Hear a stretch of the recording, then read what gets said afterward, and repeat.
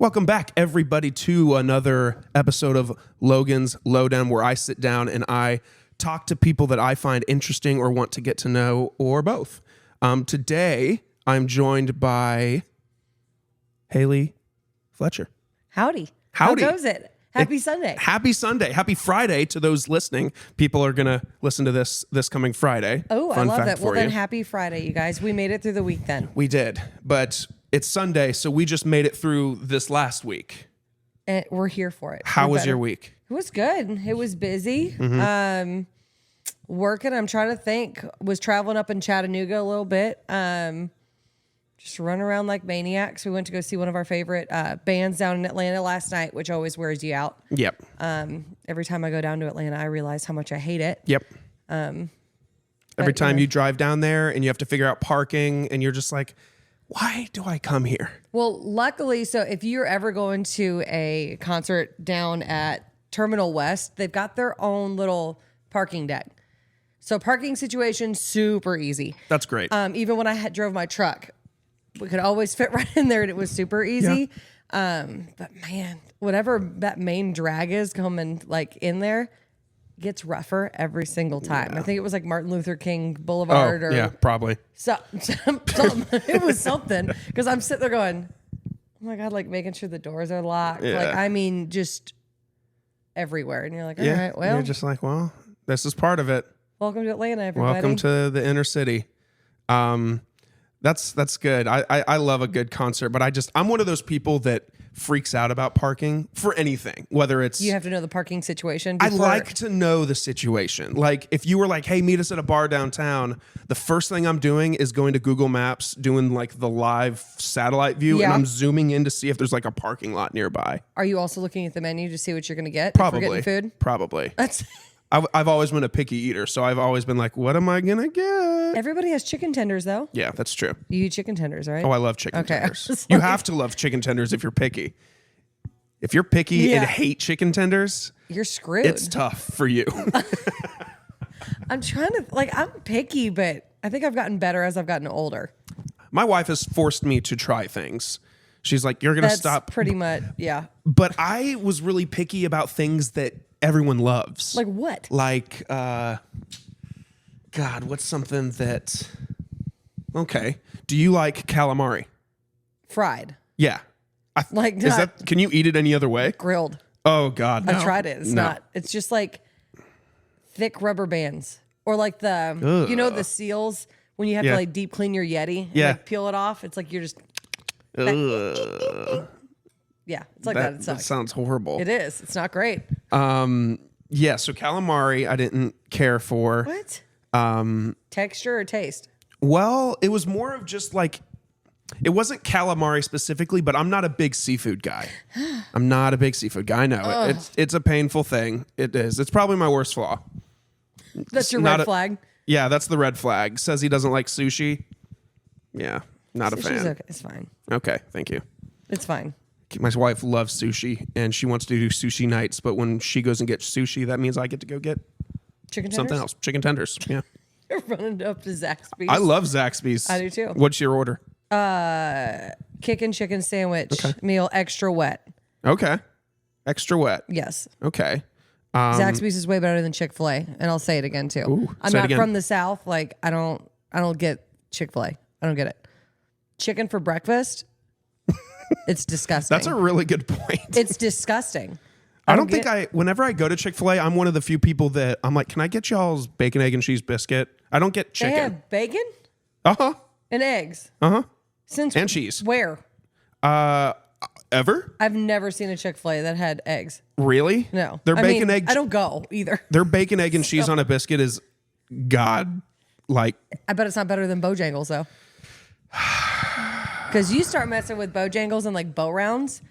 So when we were living in Rome, I had a friend of mine who was like, oh, I'm going to Bojangles. Do you want anything? Like, I'm from Minnesota originally. So I'm like, I don't know what you're saying. Like, I don't know what Bojangles is. She's like, oh, I'll just pick you up a biscuit and Bo Rounds. Those changed my life. They're so good. And we have none over by us now. Never had them. I've had Bojangles maybe one time in my entire existence. I mean, you just go for breakfast. Okay. I think. Don't worry about it for the rest of the meals. Do they have other food there? Do they? Also, off camera is Hailey's husband. Oh yeah, my bad. Do they have other food? They do. Okay. Well, breakfast is the only one that matters. I can't speak to the other one. Just like chicken. Oh. I love this. I've never had someone off to the side before. You're like Jamie and Joe Rogan, where Joe's like, Jamie, pull up a video of Theo Von getting into a fight with a kangaroo. Get him. I love Theo Von. I'm telling you what, he cracks me up. Like, he's just one of the most genuinely curious people. Is he curious or is he stupid? He's shot out, is what he is. Is it a bit? Do you think he's as dumb as he plays himself to be? Like when he says, like, man, I'd love to see a fucking... You can curse too, by the way. There's your permission. By saying the worst word. Some fucking hog. Can I get some fucking hog with some... With a apron. Yeah, with a candle. And a swirly hat. Yeah. He just says pull that up. Do you think Jamie, if you've ever heard his podcast, he has a guy that he talks to also. And he's he's like, hey, can you pull up a image of a golden retriever? As if like people don't know what golden retrievers look like. Oh yeah, man, that dog. He's wild. Like I'll listen to some of his. I can't listen to all of them. When you pet a dog. Oh my God. Have you seen that one? So the ones that freaked me out. So the first one I watched of his, I don't even remember who the hell he had on there, but he had some by himself. Okay. Yeah. Have you listened to those? They're very awkward. He says some of the most wild shit where I'm sitting there going, am I high? Because I feel like I am. I did a podcast months ago, and I used to do one with my friends. Now both of them have had infants in the last 2 months, so we had to put that show on pause. So now their infants do the podcast for them. Yes. Right? So now it's me and their 2 6-month-old babies. God. It's really painful. There's a lot of dead air. And I proposed this segment where I pulled Theo Von quotes from videos, from the internet, whatever, and then I made up my own extreme quotes, and I had to make them guess whether it was me that made it up or whether it was Theo Von. Oh, that's a good game. Oh, it was so fun. That could be like a expansion pack for like Cards Against Humanity. Yes. Oh. I'm telling you, between that and then my other podcasts that I'll listen to like religiously, like I can't listen to all of Joe Rogan's. Yeah, no. Like I'll watch the clips, but 2 Bears, 1 Cave. Oh, absolutely. With Tom Segura and Bert Kreischer. I'm so glad you said that. Yes. We're friends now. I wanted to I was going to ask you so you're drinking White Claw today, yes. right? Yes. I'm drinking Kool-Aid because Bert Kreischer is my inner... this is Kool-Aid. Shit. I was gonna say, out of the 2, like I'm Bert Kreischer. I'm the feral white trash one, and I'm Tom, the one who is also kind of trash, but finds a way to hide it. But he's thinks like Bert is Florida, hysterical, and he's just like, he's like trashy. You're from Florida. He's like, you have Kool-Aid in that jug. You drink Kool-Aid every day. Bert's like, I have Kool-Aid every day. I love them. Like they're that podcast. I wish they would do a tour where they would do live shows. I would go to that. They're doing one together in Vegas. I mean, I don't have Vegas kind of money, and I'm pretty sure it's sold out. But if you guys want to go, it's in February. It's the week of the Super Bowl. Is it the week of the Super Bowl? Dang, that's close. That's like next week. That's like the day that this comes out, next Sunday. Well, if you guys got a couple grand, and by a couple grand I mean a lot of grand, chilling around. Hey, you can do Vegas cheap. You can. How? I go to Vegas every year. What? Every year. Well, I've just started going the past 4 years. I was going to say, I just started. This year was my first year. And I was like, okay. It's like, I get a haircut every month. First month. That's it. It's what? So you mean you've gotten one haircut? Yes. And you're going to get one next week. Yeah, I go to Vegas once a year in November for the Breeders' Cup, where it's how do you describe the Breeders' Cup? It is it's like the Kentucky Derby, but all weekend. It's horse races. Oh, I'm in. Yes. So what you do is you go and you sit in this big ass conference room. Think like that's where they hold the NFR. Kinda, yeah. It's where, almost like where you picture they have the Oscars, just huge conference room, stage, projectors, and they show horse races all day from Friday through Sunday. And you sit there, they give you a book you of can who's bet on the racing, ponies? and you bet on the ponies all weekend. And it's amazing because it's a group of us that goes, it's a guy's thing. My dad, my brother, uncles, cousins, we all get together and we'll stay at this casino all weekend. Like we won't get a love rental that. car. We'll just Uber to the casino because we don't leave the casino. There's a Steak and Shake in this casino. There's a Starbucks in the casino. Why leave? You're Why good. leave? You're done. I had that weekend Steak and Shake like 6 times.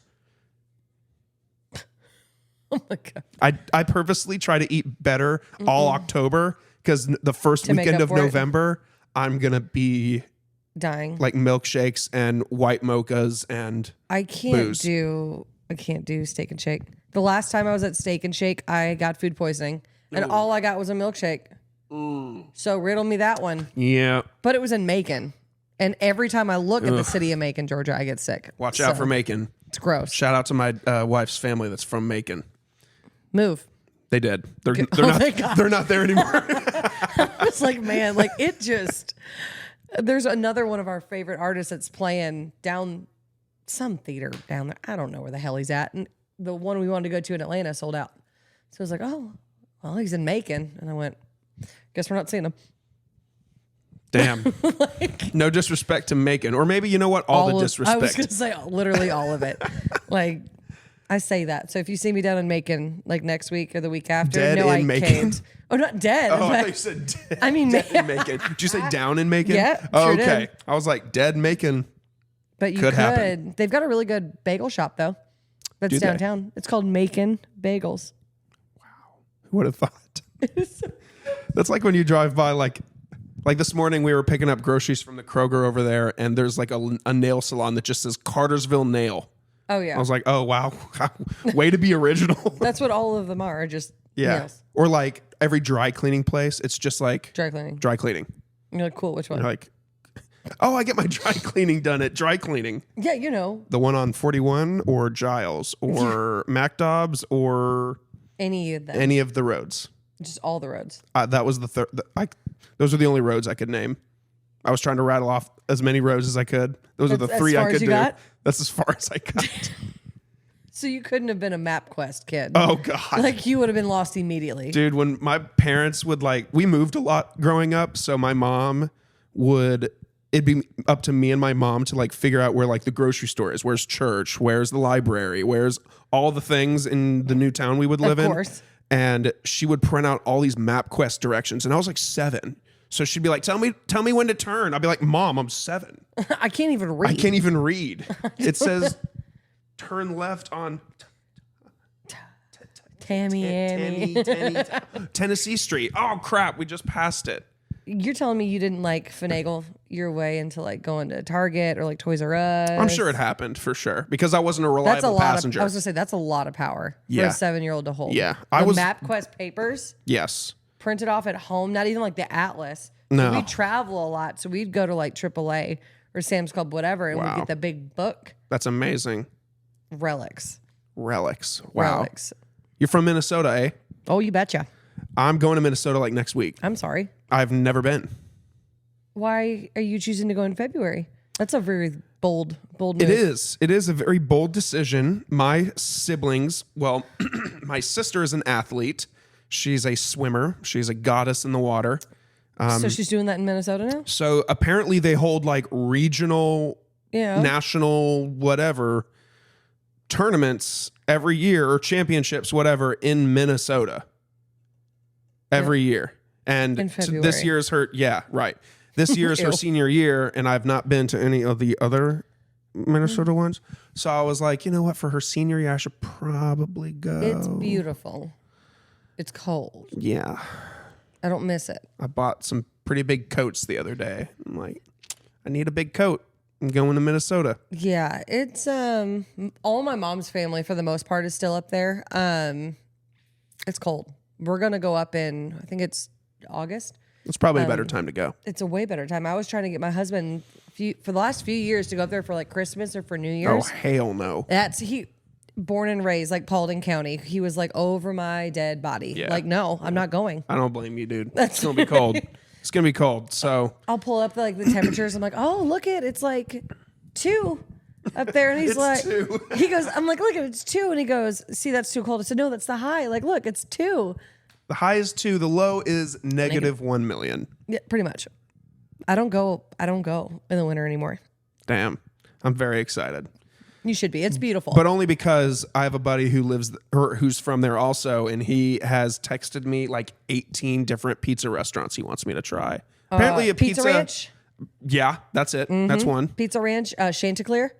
That's also one. It's like a fast food one, whatever. That's delicious. Oh, damn. We're staying right by wherever the Mall of America is. Never been there either, so that'll be a fun be one. prepared to be overwhelmed. Okay, sounds good. It's insanity. So everybody's like, okay, yep, it's the biggest mall in America, one of the biggest malls in the world. And they're like, okay, we get it. It's a big mall. And Jay didn't care really when we went up there, but I said, you've got to at least see it. Sure. So we walked in and he was like, oh my God. He goes, I knew it was big, but like, So it's that big. it's obscenely large. It's not just a really big version of Town Center Mall. Oh, could you It's imagine? just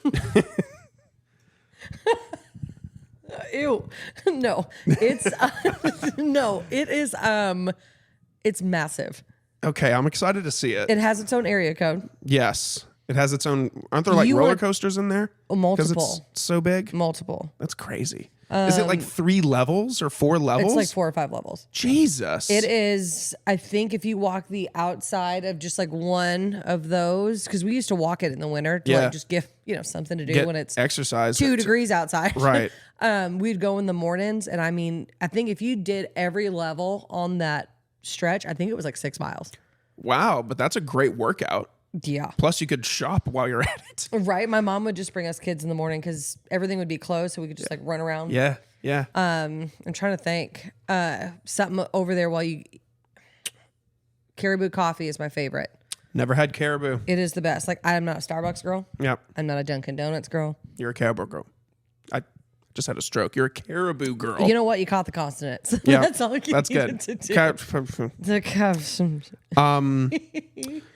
So, banter aside, tell me about you. So you're from Minnesota. Yeah. What brought you to Georgia? When did you come? Give me the childhood story. Childhood story, born and raised in Minnesota. My mom and dad, my dad just retired from the Air Force. My mom was in the Air Force as well. Thank them for their service. I will. He's retired. He's living it up, buying new shit for his boat. He deserves it. He does. And he deserves to take me on it. So Yes. appreciate it, Donald. Shouts to Donald. Right. But I moved down here. It was 2000 and I think it was 9 was the first time. So I moved after my freshman year of high school. My dad got a promotion, so he left Minneapolis to take the one here. Went to Harrison High School for a year. Okay. Hated that. That didn't work out. No. All right. What then? Y'all fuckers are mean over at Harrison, okay? They were mean. I hated it. So I went to try my luck at Pebblebrook Oof. for a few months. Oof. I came back. You went back to Harrison. I did. It was insane. So obviously doing music, I was part of their charter program. So it was just, it was rough. It was such a rough school. They would be like sincerely incidents of like, oh, did you hear so-and-so brought a knife to school? Or did you hear so-and-so stab somebody in the leg? And I'm like, excuse me?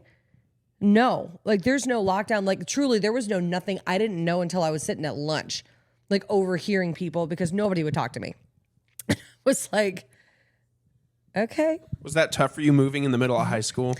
I think it was, and I didn't expect it to be. Like, I missed my friends. Obviously, you're in high school and you've been with these kids since You've got your cliques. you've got the cliques already. And I was friends with everybody. Like, I'm a super chatty person. I can make friends with pretty much anybody, even now. But it was such a culture shock. So I was the weird one coming down. For Harrison, it was just everybody got dressed for school. Like, they were dressed and put together. For me, I played all the sports. So I was going in, joggers or sweatpants, tennis shoes. Like, I'm not putting on makeup. I'm not doing this if I'm doing 2-a-days to do it. So I was the weird athletic one with a Canadian accent, pretty much. And it just sucked. They So probably looked at you weird when you first came down they here. bullied hard. Like, I'm a tough cookie and can like just roll with the punches with a lot of stuff. But Yeah. I mean, I wouldn't have graduated high school if I stayed at Harrison. Wow. So I moved back up to Minneapolis. Oh, For wow. my junior and senior year of high school, we found a arts high school. So I actually lived on campus. Oh, my at the goodness. school for my junior and senior year of high school, And what year did you graduate high school? 2012. Okay. And that was awesome. Like I loved that school. Looking back now, it's so artistic. I'm sure the folks there now are very questionable. I probably wouldn't enjoy it now, but forever thankful for it. Like I had so much fun. And it helped me graduate high school, Heck yeah. which So did you? was So your iffy. family stayed here, I assume, and you went up there and lived on campus because you hated it that bad, or it was that bad of a situation. Was there one situation where it was like, "That's it, we're done. I got to get out of here," or was it Not- just the accumulation or accumulation. I think it was more so just the accumulation. Like there was a few instances that I just remember these girls just popping off with stuff where I'm sitting there going, I'm going to hit you. Like I'm gonna haul Yeah. off, like I'm gonna beat the shit out of you. Yeah. Like Yeah. If I I'm don't leave aggressive. this school, I'm going to get in trouble. Like I'm not gonna graduate or I'm gonna get expelled and then I'm gonna be screwed. But it I didn't miss it. So my family, everybody stayed down here. I love that they supported you like that, though. My dad didn't love it. He tried to get me to stay here. He said, hey, if you stay, I'll buy you like a 68 Mustang convertible. Damn.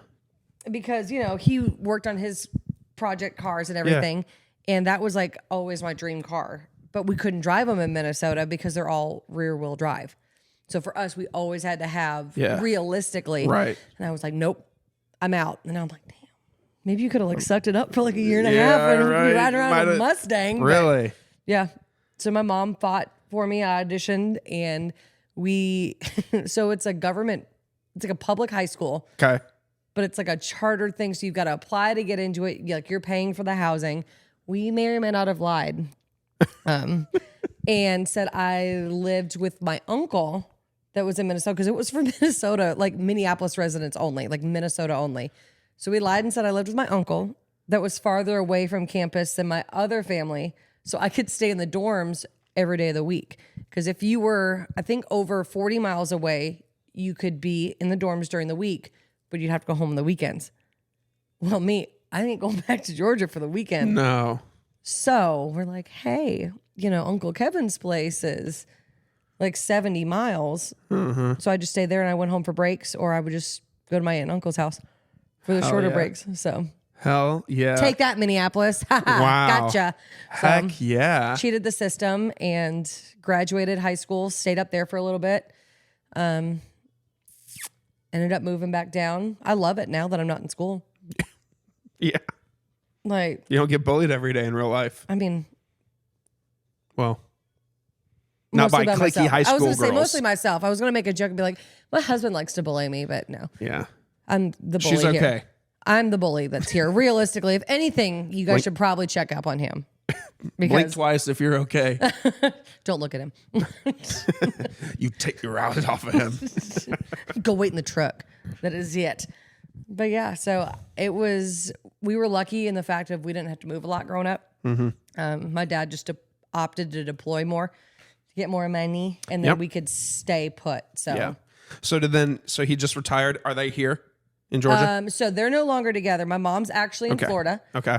Dad's here. He's over in like Kennesaw, Marietta, Okay. Barrett Parkway over there. My mom's down on Amelia Island, so just north of Jacksonville. Yeah. And that's where my brother and sister both are too. Oh, wow. Okay. So Where are you in the siblings? oldest. Okay. Gotcha. Yep. I turned 30 this year. My brother just turned 25. So I think he's going to he'll be turning 26 in October. And then my sister's the baby and she's turning 25 in July. Wow. So we're all pretty close, but Yeah. I'm the biggest age gap. So Yeah. Yeah. That's how I am. My brother's, I'm 27, about to be 28. My brother's 24, about to be 25, and my sister's 21. So those two were always closer. Well, I guess it's not that different because between me and him, it's 3 just feels years. different. It does, because those two, since they were so close in age, like my brother was born in 2000 and my sister was born in 2002, and those two were always in high school together, middle school together, whereas I was always at school by myself, not with my siblings. It was rude. I'm like, my brother and sister, like, we're all still pretty close. Yeah. But man, them two, I was like, y'all couldn't have given me a buddy? Right.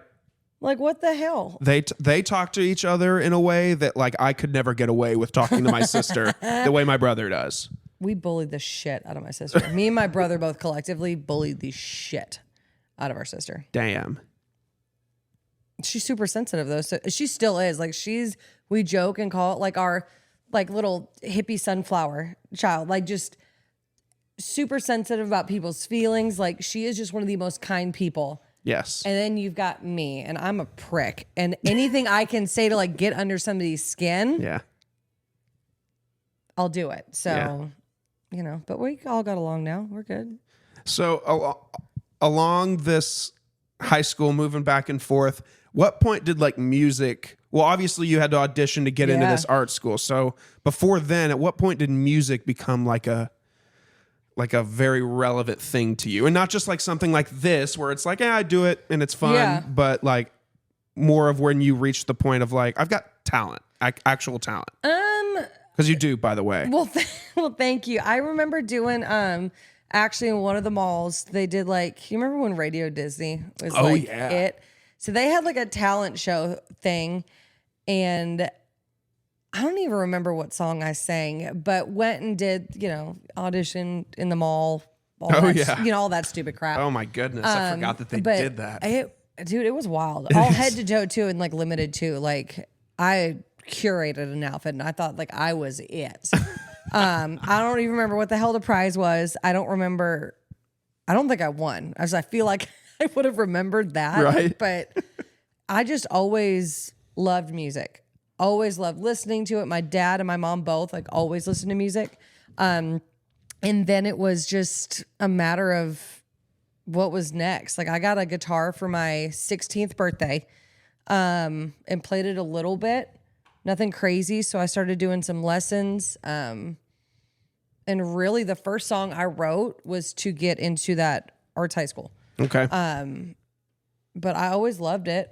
Always listened to it. Had the biggest kick out of it. I just didn't know what to do with it. Mm-hmm. So I think that school really opened my eyes of the different avenues. So like I studied lighting design, sound engineering, just anything within that realm of music. And I didn't realize how many career opportunities there were. Mm-hmm.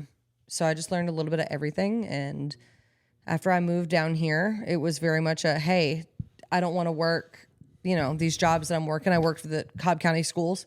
Really? For a few years. I sure did. I worked at a donut shop, and then I was still playing music. So I think it finally started to click of, oh, I can do what I love and actually get paid for it and get paid good money to do it. So I'm going to do that, and I can make my own schedule. For sure. For sure. You live your own life. Pretty much. You don't report to anybody. Nope. Really? I mean, you report to you. Pretty much. That's awesome. I'm a tough boss, but you know, it is what it is. Got high demands. I mean, you have to. But I don't ever remember there being a certain point, because when I moved down to Atlanta, it was, okay, what open mics are going, and just trying to meet people as a whole that were in the industry. And I just all kind of kept on rolling from there. I guess there was no set point. It was just, you know what, I'm going to do this now, or try it anyway and see what happens. Did you have a backup plan? Nope. So I didn't go to college. I didn't see the point. I didn't know what I wanted to go for unless it was music. Yeah. And I wasn't going to go to get a degree to teach. Right. I had no desire to teach music. Yeah. And then you look at all of like the Berkeleys and the Belmonts and all that kind of a thing. And I'm like, I could have gone to go get a degree in songwriting. Right. So I'm going to spend, $30,000 a year to get a piece of paper that says that you can write songs. Right. Like looking back now, I would have saddled maybe 2 years of that debt, or maybe one. Right. To connect myself within those people that are in that area. Because let's get real, at that point, you're just paying for the network that you make Yeah. while you're in school. For sure. But never went to school, so it was, you better figure it out. Did you ever think that if you didn't make it like actually like performing or writing or something that you would ever pursue it like and work in like a studio or be like in that kind of field? Or were you just like, I want to be on the stage? I wanted to be on the stage doing stuff. And then I realized what a toll it takes just vocally and mentally. So I started to get smart. So I actually did a lot of work for Wild Bill's when it was open. Okay. So I was running lights, I was running sound, I was running monitors, doing that kind of a thing. And then I did a lot for the Masquerade. Okay. And would do that kind of a thing. So I just kind of inserted myself into where I could be around these people and I could still network, be around these artists, see still how, they get everything together without having my name on the headlining stage. Because there was a lot of those rooms that I was like, wow, I'd love to get in there. Well, they don't know who the hell you are. Like realistically, credentials wise, you don't have a reason to be in there yet. Mm-hmm. So I figured, well, they're going to need somebody to run the lights. They're going to need somebody, messing with microphones, anything like that. So I just made myself a jack of all trades so I can make myself useful and needed in any room I walked into. Yeah, that's a really good strategy. Just do a little bit of everything. Yeah. And then eventually they're like, hey, do you want to, so how did that work? Did somebody say like, hey, do you want to jump on the mic? Pretty much. So a lot of it started too with like sound checking with stuff. So it was just like, okay, cool. And then, it kind of led into, that's how I was able to open up for Big and Rich. At Wild Bill's was, they needed, checking guitars and stuff like that. And then, oh, well, hey, we actually need, 20 minutes of buffer. Do you want to pop out there for 20 minutes? Wow. Yep, sure do. Yeah, absolutely. You're like, Yeah, I'll open up for Big and Rich. Yeah, it was wild. That's amazing. So, I mean, what an honor. It was awesome. Wild Bill's, that one meant a lot. So it's not open anymore. If you guys are familiar with the Atlanta area at all, it was up in was it technically Duluth? I think so. Yeah. So straight up, what was that, 85 or 400, whatever the hell it is. Whatever that interstate is. Against Atlanta. I don't know where it's at. I know it's north of it. But that venue opened up a lot of doors for me. And that was one of the places I hustled where I was like, listen, I knew the bartenders and I knew all these people. So eventually they let me, so they had their huge main stage. Then they had a really big side venue. So they would rent that out on Wednesday nights or Thursday nights to bring in other artists, coming through town. But so they didn't have to do the big stage. So they didn't let me pay to rent it. So they just gave it to me free on that Wednesday or Thursday. And I got my first headlining show over there. So, I mean, they finally were like, oh, she'll hustle. She'll make something shake out of it. So yeah, for sure. They were behind me with it. And so that was my first, I think, big girl show where I went, whew, I could do this. We got 94.9 The Bull, Jason Pullman, we got them involved in it. And I mean, it was insane. It was still probably one of the coolest shows I've been able to pull together of just, me and my manager at the time doing it. But yeah, that was probably of any of the moments of when we knew this could be a thing. This is what we're doing. Yeah. That's where it started. So how much, so you mentioned that you're not going to go and get a degree to songwrite. I feel like that's such a weird, it's almost like getting a degree for songwriting is almost like getting a degree to play baseball. It pretty much. It's okay, if you've got the talent and you can write songs, I don't see why, maybe you need a degree to be a doctor or a lawyer. Maybe. I'm really good at arguing. Right. Or, a teacher or, something that is detrimental to society. Not saying that songwriting or baseball aren't, but you know what I mean? But it's a technical skill that you need to know. Right. And going and studying for tests isn't going to make you a good songwriter. No. So I think, the schooling system right now, don't even get me started. Yeah.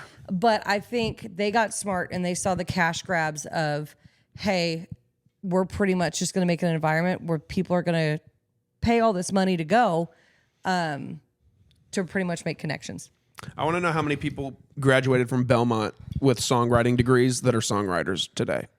I'm telling you what, and if they are with that debt, I mean, Yeah. I'm trying to think. It was Kenny Chesney and Tim McGraw that roomed up there together.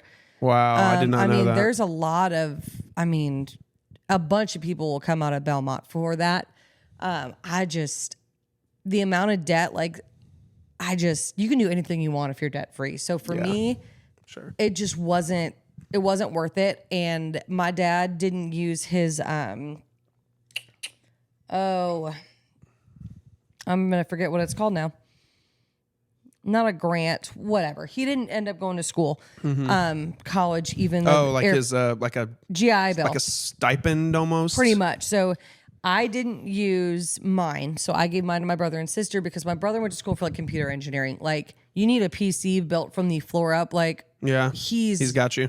He got all the book smarts. Like I'm not gonna lie to you. Like cool. Street smarts were good, but anything else, like, not the greatest.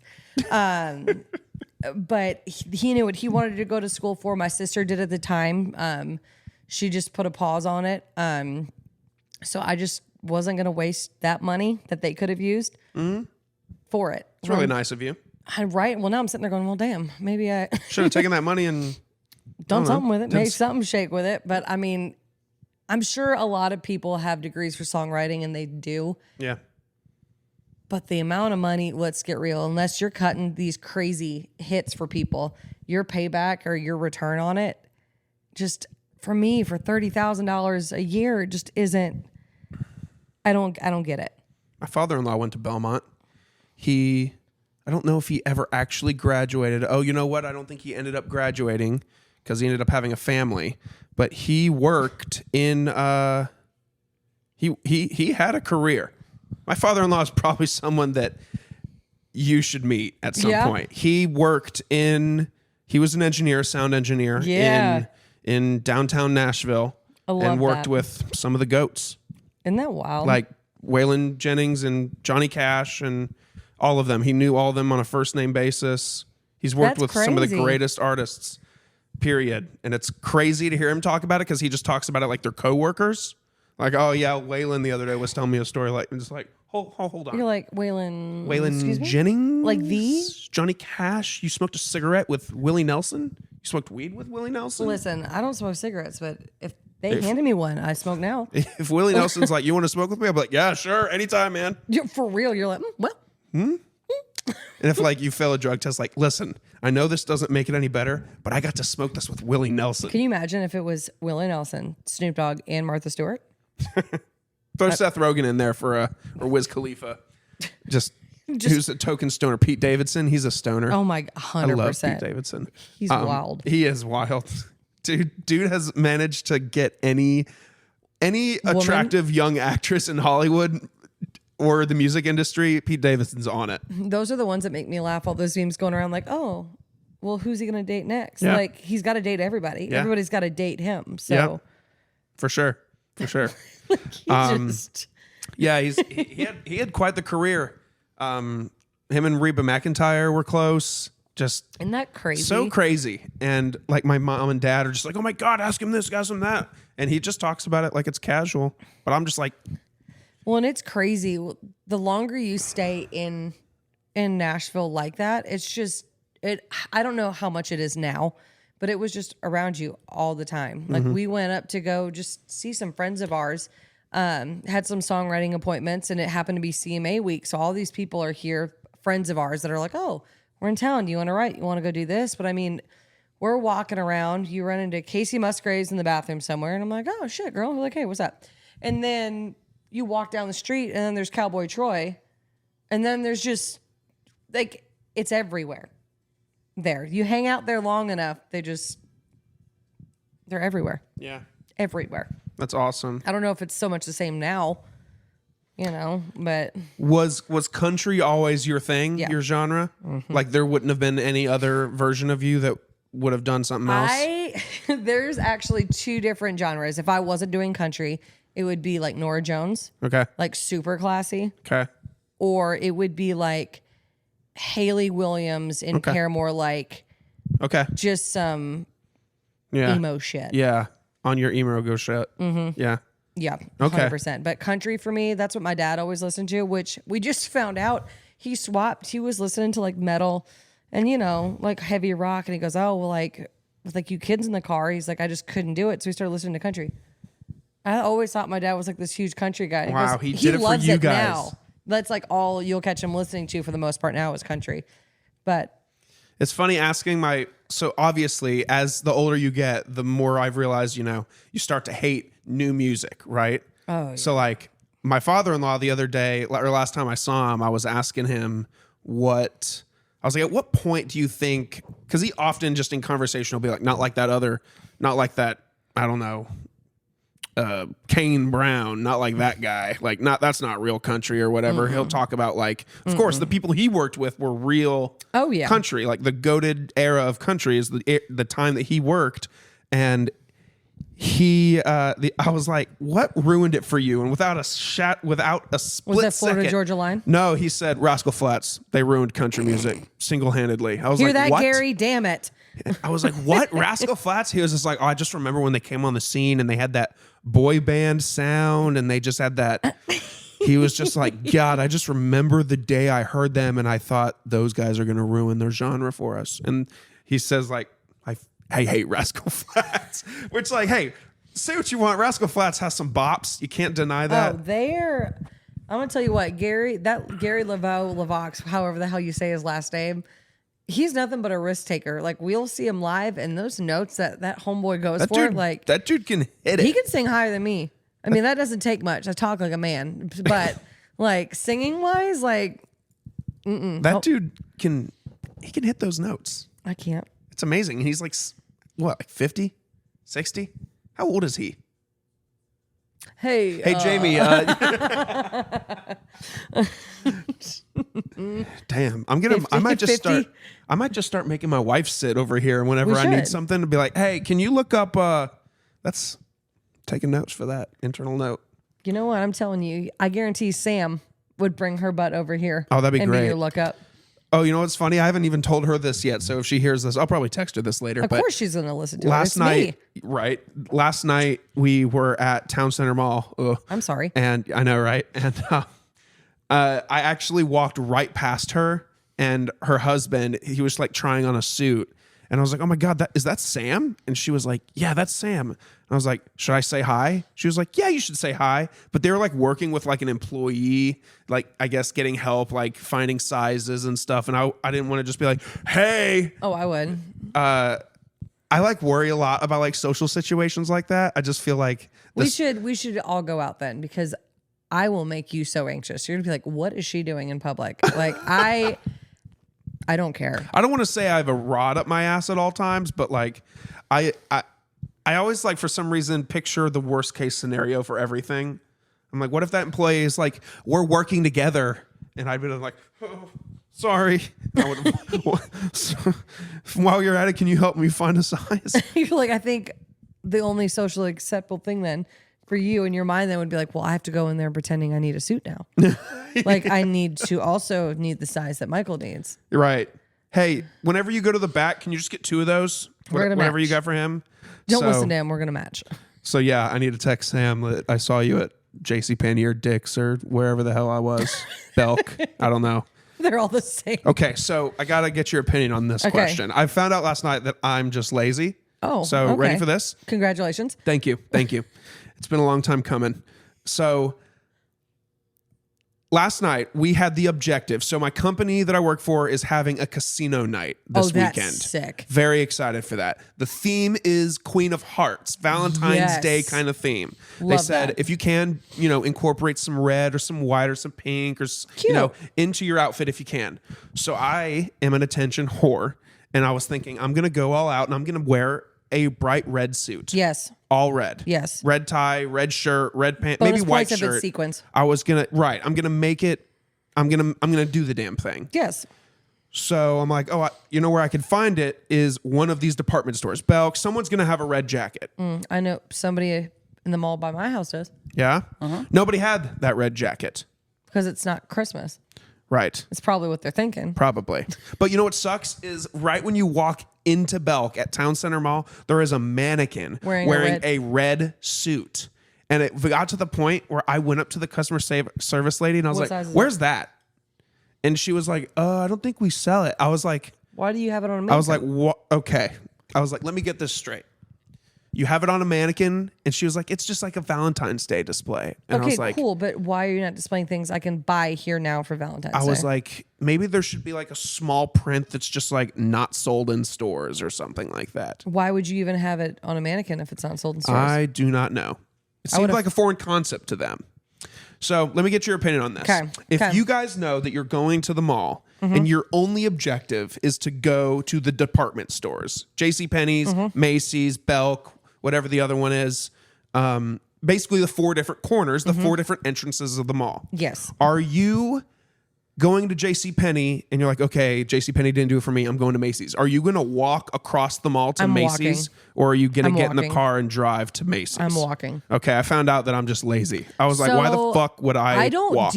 Okay, my road rage, it's really something I'm working on.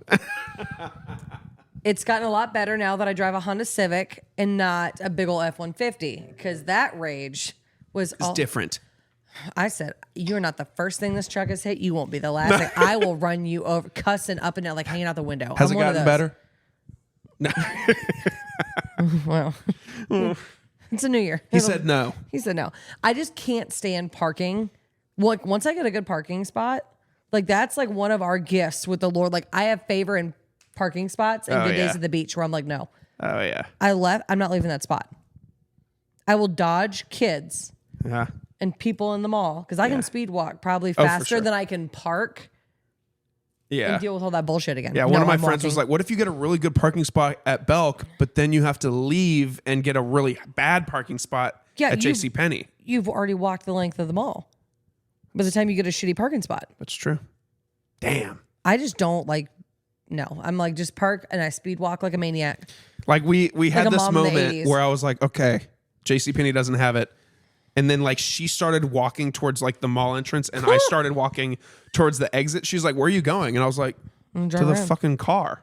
And she was like, we're at the mall. You walk through the mall. I was like, yeah, but my objective is to get to the other side of the mall. You just got to look at her and be like, you're not my real mom. She was like, I'm not doing it. She was like, the audacity. How have you lived your life this way? That is craziness. Like, and that's crazy. It's not like an maybe outdoor I'm just center. lazy as shit. And you know what? I went to bed last night chafed because I walked around that damn mall. You didn't put for 2 hours. You didn't put no baby powder on your thighs. Nothing. Did not. Because I didn't think I was going to be walking a lot. Because I planned on driving from store to store. You're gonna be. Now, I will say this. If I know I'm going to like GameStop or American Eagle or some store in the mall, I don't always plan to park by the entrance. I'll park anywhere and walk there. Yeah. So maybe my logic is counteracting itself. If you're hitting the places you can access on the outside, why would I not go hit the outside? Right. Why would I not just stay on the outside? But the parking argument. What if you walked by a store window that happened to have a red suit and you missed it? And you know what? And this didn't happen. And it didn't happen. Didn't find the red suit. No. He said nope. So I ordered the red suit off of Amazon. As you should have, probably in the first place. And probably saved you $100 too. And it probably would have saved me 2 hours of walking at Town Center Mall. That's not how you want to spend your day? No. Luckily, we had a birthday dinner at the Italian place, Provino's. Off of Barrett Parkway. So I was like, well, we got to be there anyway. Let's just stay in the area because we ran a couple errands over there. I'm like, let's just stay in the area, go to the mall and see if we can find outfits for casino night. Did not. Neither of us found an outfit. I'm going to tell you what, you've got to get your red suit and you've got to get some like some cards, some Queen of Hearts to put in your jacket pocket. It's a good idea. Some flowers. It's a damn good idea. Very good idea. And if your wife's going to wear heels, you paint the bottoms red like a fake Louis or a Christian Louboutin. And then you do a heart underneath it. So she like picks up her foot. Damn. Yeah. Is there anything you can't do? Fashion advice? I'm not good at math. Okay. That's good. You know where we did go? For some reason, Buckle. As you should. So we popped into the Buckle at Town Center Mall and I immediately started looking for that line that you have on your Instagram that you like have like specific, I need to hear this. Billabong and Wrangler? Yeah. Did you like spearhead that? No. Okay. I thought, wish. I was like, oh my God, did she like pitch this idea? No, but that's literally like my two personalities combined. Like I'm either a westerned out or me in the summer, like that like surfer girl, whatever. Like when we're down in Florida, it's like my two personalities mushed together. And I don't think they've done it. They did it for 2 years. And when I tell you, I bought almost everything I could get in that collection. Like some of the pants I was screwed. Like they were way too short because I wear 36-inch inseam. So some of them are like, oh, cute. They're like cute, like crop pants. And they're like, oh, they're a 26. And I'm like, they're Bermuda shorts. Got it. Like that ain't it. But that brand collab was one of my favorite things on the face of the planet. I got my husband's shirts from that collection. Like it was beautiful. I liked the look. I'm into that whole like beach cowboy coastal like, cowgirl vibe. Yeah. Yes. Absolutely. I love that whole vibe. There's this artist that my wife and I love. Ironically enough, he was one of the half of the Florida Georgia Line guys. Brian Kelly. Oh my God, his new album is so good. It's amazing. He did a show in Savannah last year. He went on like a little mini tour. I saw that. And we were like, let's go to Savannah for the first time. And for the first time and see Brian Kelly while he's down here and just spend like a day and a half in Savannah. And it was awesome. And it was incredible. And it was in like a really small bar, like probably about the size of this room. Is that the one that's down on River Street? Yes, it's called it's like God, it's something generic. Like it's not bootleggers, it's something like that. It's like horseshoe this or whiskey row that. Is it bootleggers? Maybe it is bootleggers. In Savannah. No. It's bootleggers was in Columbus. Maybe. But either way, we saw him and it was an amazing show and he was just, an incredible performer. Obviously, I mean, he got the training for doing the Florida Georgia Line thing. But I love his whole beach cowboy, like coastal country vibe. It is. We love it. I call We're it obsessed. like, and now everyone's on board, but it reminds me of like old school Kenny Chesney. Yes. But I'm like, those two personalities for me, like mix. Like I'll be in jeans and boots almost every single day, but in the summer, I'm in my shorts. Like I'll be in a swimsuit. Like we'll go out to dinner because we're down on Amelia Island a lot. We can bring the dog. We don't have to pay for a place to stay. Like, there you go. It's a no-brainer. Cheap vacation. Yep. So we'll be coming off the beach and I'll just throw on whatever boots I've got and like still have my swimsuit on, some, denim shorts and like a tank top. Yeah. And just be out and about. Like those two personalities for me mixed. It's a vibe. It's total vibe. Yes. It's amazing. It's amazing. Love that whole vibe. I love that you love that too. So yeah, we popped into Buckle, found nothing. Found also, that's the problem with Buckle is I wanted to spend a ton of money on like a Kors sweatshirt or some of the the great shirts that they have. And I was like, nope, I can't do it. I came here for one thing. I can't do it. But she saw actually something advertised in the window and she's like, it was red. And she was like, oh, maybe they have it. They didn't have it in her size, unfortunately. You know what? And you can blame Cody for that. That's the store manager's name down there. Really? Yep. Shout out to Cody. What's up, girly pop? What's Cody look like? Shorts. I say short. He'll get me. He's not short. He's shorter than me. Blonde. Okay. Short hair. He was super not skinny. There. He was not there last night. And then one of my really good girlfriends is his assistant down there, and her name is Grayson. So like red hair, super loud, super spunky. I think she might have been there last night. They've got a really good team over at that one. So yeah, everyone was super friendly when we walked in, as it should be. Yes. They don't play no games. I've snagged plenty of outfits from Buckle in my time. Me too. I think. Is this Buckle? Anything? I think almost all of this is. That's awesome. Jewelry, no. Are they paying you to be here? No, I wish. That'd be nice. Hey, if Buckle wants to pay me. I mean. Buckle could sponsor this podcast and that would be incredible. Could you imagine?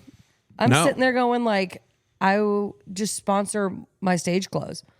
Buckle, just pay me.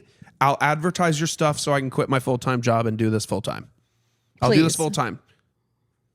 I'll be in. I'll do it too. Okay. It could just be me and you interviewing people. That'd be, yes. I would love to make it full time. It would be, that's the one thing. Like, I love being able to pick your own schedule with that type of stuff. It's awesome. As long as you've got the willpower to do it. I think that was a lot of musicians Right. that just couldn't make it working from home. Like, for me, if I had to work from home truly, Yeah. I don't know how successful I'd be. Like, everyone said it was a game changer for them, like personal life. And I'm sitting there going, for me, it's hard to draw that line of when I'm going to stop working versus doing like just house stuff. Like, I just, just let me go in person, let me do my thing and leave. Right. There's like a level of like, I worked from home for maybe 6 months when COVID first happened.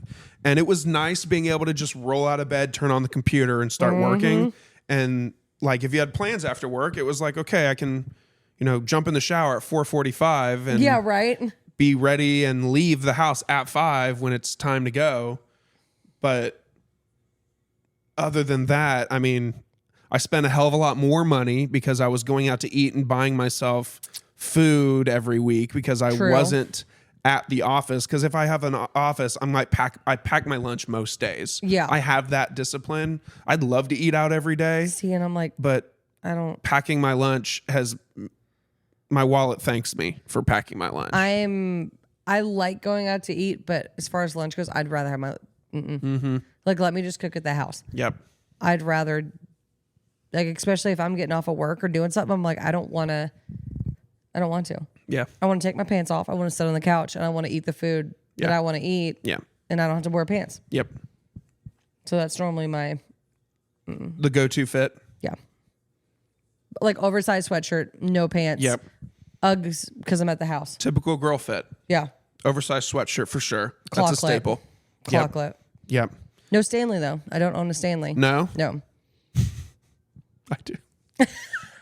I have one, unfortunately. He said, It's right there. I do. Somewhere. You can't see. It's behind the paper towel roll. There's another Stanley right there. It's drying. I have 3 Stanleys in this house. Can I trade you for one that's full? She's getting another drink. I love this game. This is a great game. I could have just brought it and put it by my feet now that I'm thinking about it. But like, But why would you do that when you're married? I don't you're have married and he can just pass it to me I love and I this can game. just pass it to you? This is the best game of my Look life. at that. And we don't cut this stuff. Well, good. When I did my 3.5 hour podcast, there was a moment where we both were like, I need another drink. And I was like, okay. And we sat Yep. down and just left. Hey, you know what? I did cut that part when it was just nobody on camera, but a lot of people cut the like side conversation stuff. Which like- I don't know. When you're one of the things I loved when kind of looking into some of the episodes you've done, obviously before I came over here, is you're just genuinely curious about people. So curious. Which is what I think everyone loves about Theo Von and Joe Rogan, where they're just there's nothing specific. You're like, I just want to know people. Yeah. I love it.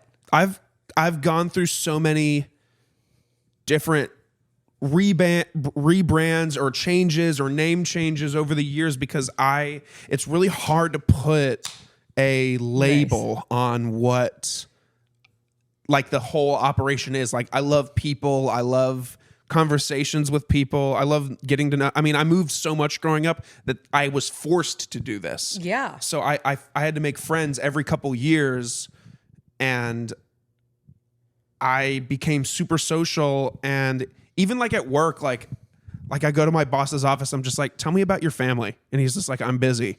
And I'm like, no, but like, I want to know, like, I just want to know. And sometimes people are like, why do you want to know? I'm like, I just like knowing. I'm just curious. Like, if I bump into you, like now, the best thing is like, so Sam's episode, for example, Sam's been a friend that's been at friend get-togethers, but Sam has never been like a close friend of mine. Yeah. It's same always like, circles. hey, how are you? Same circles, exactly. Hey, how are you? Good. Like, now let's go play beer pong. But now, like, I know Sam and I know a lot about her, so that next time there is a get-together, I can be like, oh, Sam, you like the whatchamacallit, or, you know? Right. So it's like, if I were to like bump into y'all in public, I'd be like, oh shit, it's Hailey and her husband. I love that. Let's roll. Like, Party time. party time. I like it. So you guys did a podcast. What? Tell me about that. So we had a podcast. I say had. I guess technically we still do. It's called Neon Rainbow, and it was all just about the music. Amazing name, by the way. Thank you. Very niche, but also like if you know, you know. If you know, you know. And it was just all about the music business because I mean, my husband Jay, he's done so much within the music industry. It's insane. You should be interviewed on your own. He needs to. Like, you want to talk about like any TV show there was to be on, he was on it. Really? A record, like, yeah. Stop right there. He said, stop right there. Pause it. Pause it. So y'all just be on the lookout for the one be with on the Jay look for that Weaver. one. Yep. But he had a lot of knowledge, and so we run a songwriters night at the local in Cartersville. So we'd have a lot of songwriters and artists that would just need help with certain things. And we found ourselves, you know, lending expertise where we could. And we realized there's so many people that are charging for this information that are gatekeeping stuff that really in the long run doesn't fucking matter. Yeah. You know, if we could just get everybody, help people where they can, like they'll weed themselves out. Like that sounds mean, but no, I understand that. They're going to do with that information what they will. So we started it when everyone started getting the emails and people reaching out from like The Voice. Because there's like a season truly that they just start sending those out because it's casting time. True. So that was our first episode, was the list of advice we'd give our friends that would go and try out for these things. So it kind of started there. And then it was a bi-weekly thing of just how much money you're getting paid from Spotify, you know, for your streams, what to wear for photo shoots, maybe what to do once you've got a record label behind you. Right. Saving for projects, maybe things to splurge on. Like it was just anything for a DIY musician that maybe had a hard time seeing the big picture of things. Yeah.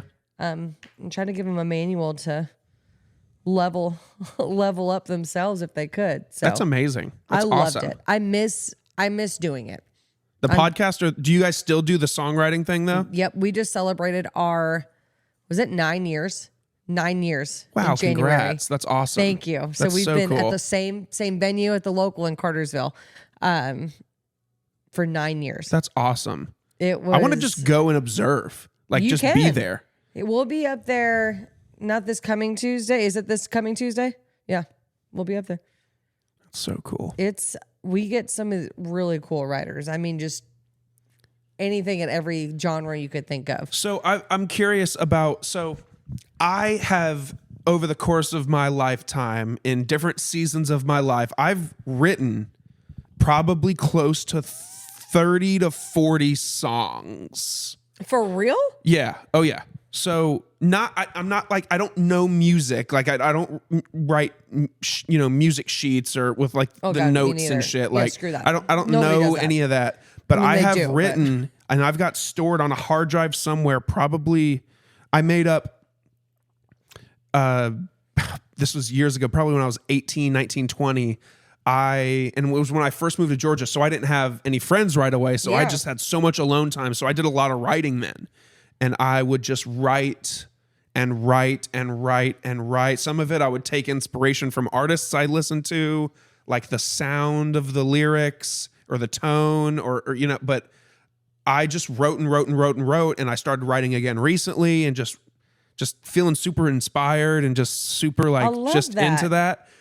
Where do you go? And then like a few months back, I just took like all 40, 50, 60 songs that I've written and put them into like albums. And like I've said like, oh, this would go nice together. These would go nice together, and put them in like collections, if you will. But like they're just sitting on my hard drive. And like I know I'm not talented enough to sing them or to perform them. Shoot, I could. There's a lot of stars that are singers that are not that great. Yep. Some of them I've seen live, and the no damn disrespect, but some artists just aren't the greatest singer when you hear them live. But I know I wouldn't be able to perform them well. But like, surely one out of those 60 songs or 50 songs that I've written could get cut. Maybe not by Alan Jackson, but by if it's a local artist or a 100%. local, a D-list celebrity, C-list Right. celebrity, as long as it gets cut, that's awesome. I don't even need to get paid. I just want someone. Obviously, I wrote the I was song. gonna say, no, I we would gon- want to we get gon' paid. get you paid. But like, just to be able to say like, oh, you see this song that's playing? Like, I wrote that. That's so cool. And it's such an easy thing. And that's one of the things or one of the reasons why we started that Red Clay Rhythms. Yeah. Was writers having a place to go, because not all songwriters are the greatest singers. But being able to have those, like we've got friends that'll sell them and pitch them to TV, to movies. We've got friends that are within like the publishing space that they just pitch those songs to somebody else. So, I mean, it would be like going up to a studio, paying somebody like myself or Jay or whoever to come in. They'll sing it. You've got your copy of it, and that's what they pitch out then. And God, that's you awesome. ain't got to know how to sing. You don't have to know how to play an instrument. Like, I'm gonna send you some nothing. stuff. I've got so much shit that is Just just sitting. sitting on my hard drive that I'd be like, I'd love for someone to even cut. Maybe it doesn't even have to get released, but I just want to hear what I it would just want to actually sound like. hear what it would sound like. I love I've got that. so much stuff. Send it on over. I will. And if you legit cut it, I want to be there. I want to like watch you record it. Like I want Done. to be there for the whole situation. The whole process. Yes. It's a process. Because I just have it all sitting on my computer, and every once in a while I go through my files and I'm like, oh look, there's a song I wrote 10 years ago or 8 years ago. That's me with or notebooks. One month ago I just wrote one that's really good. Obviously I think it's really good, but like it's really good. It's really good. I love that though. I love writing. I've always been such a creative dude, like creative person. Like I didn't know, but like surely my parents had to realize that like after I tried like 6 sports, like the athletics wasn't my thing. See, and I think that was I think that was one of the reasons why everyone just thought it was so odd. Because I mean, I was in chorus, I was in band, but I was also doing all the sports. So I felt like I was the weird one of, oh shit, she's super sporty, still doing music stuff. Yeah. Oh, she's doing music stuff, but like she's really good at sports. Were any of the sports, were you good enough to be like, you could have pursued that? Before my knee surgeries, probably so. So I played, when I say everything, Like everything. basketball, softball, lacrosse, tennis. Wow. I mean, I did track for a little bit. I did soccer. Awesome. A lot of shit. Just a lot of stuff. I really wanted to go to, if I was going to go to college, I wanted to go to play lacrosse. But I had my first out of like 7 knee surgeries my senior year of high school. So it just Jeez. it wasn't something realistically where I went after the recovery time of that. I went, I'm not going to beat my body up even more, where I'm just like, nah, we're just going to play music now. That's awesome. We'll let the body rest. That's awesome. So at what point did you, in this music journey, were you like, I'm going to cut a song. Like, I'm going to take this from I perform here and there at venues if I ever get them. Yeah. To like, okay, I'm going to cut my track. And you did the Waylon song. Yes. Which is, I listened to it like 5 minutes before you got here. And we listened to it when we were eating lunch today too. And I was like, it's pretty good. I'm not just blowing smoke up your ass because you're sitting here, but it's pretty good. It's very catchy. Well, thank you. Me and Jay wrote that one actually just at a friend of ours' kitchen table. It was a song I had written, I don't know, started years ago, and I just never finished it. I just didn't love it. So sometimes some of those you just don't finish. You're like, hey, let's bring it to somebody else and be like, look, I like these bones of it, and ended up completely swapping, I don't even remember what the hell it was about originally. And we had some friends who had a studio at the time, so brought it in there, and we played everything on it ourselves, me and Jay, with the exception of the bass part that our really good friend Chip McGuire played. But everything on it, me and Jay played. So it was really fun. We had some really good friends in the studio with us when we did it. We just had fun. That's awesome. I love that.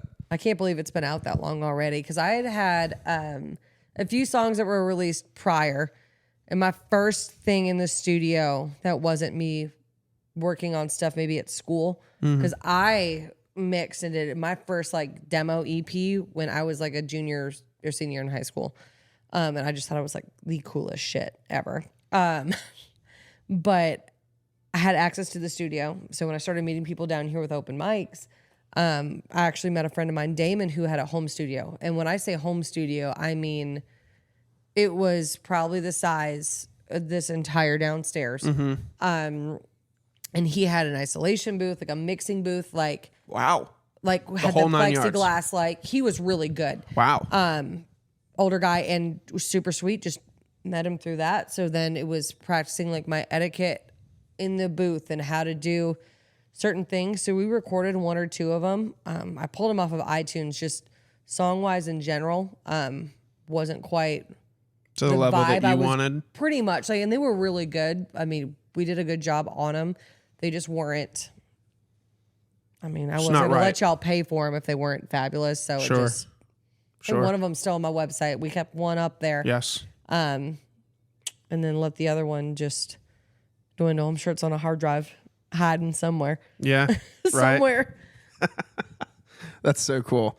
I hate this question because it's so generic and so often asked, but like, who are some of your biggest inspirations? Alan Jackson. Yeah. Alan Jackson was the first song I remember knowing all the words to, was that Little Bitty.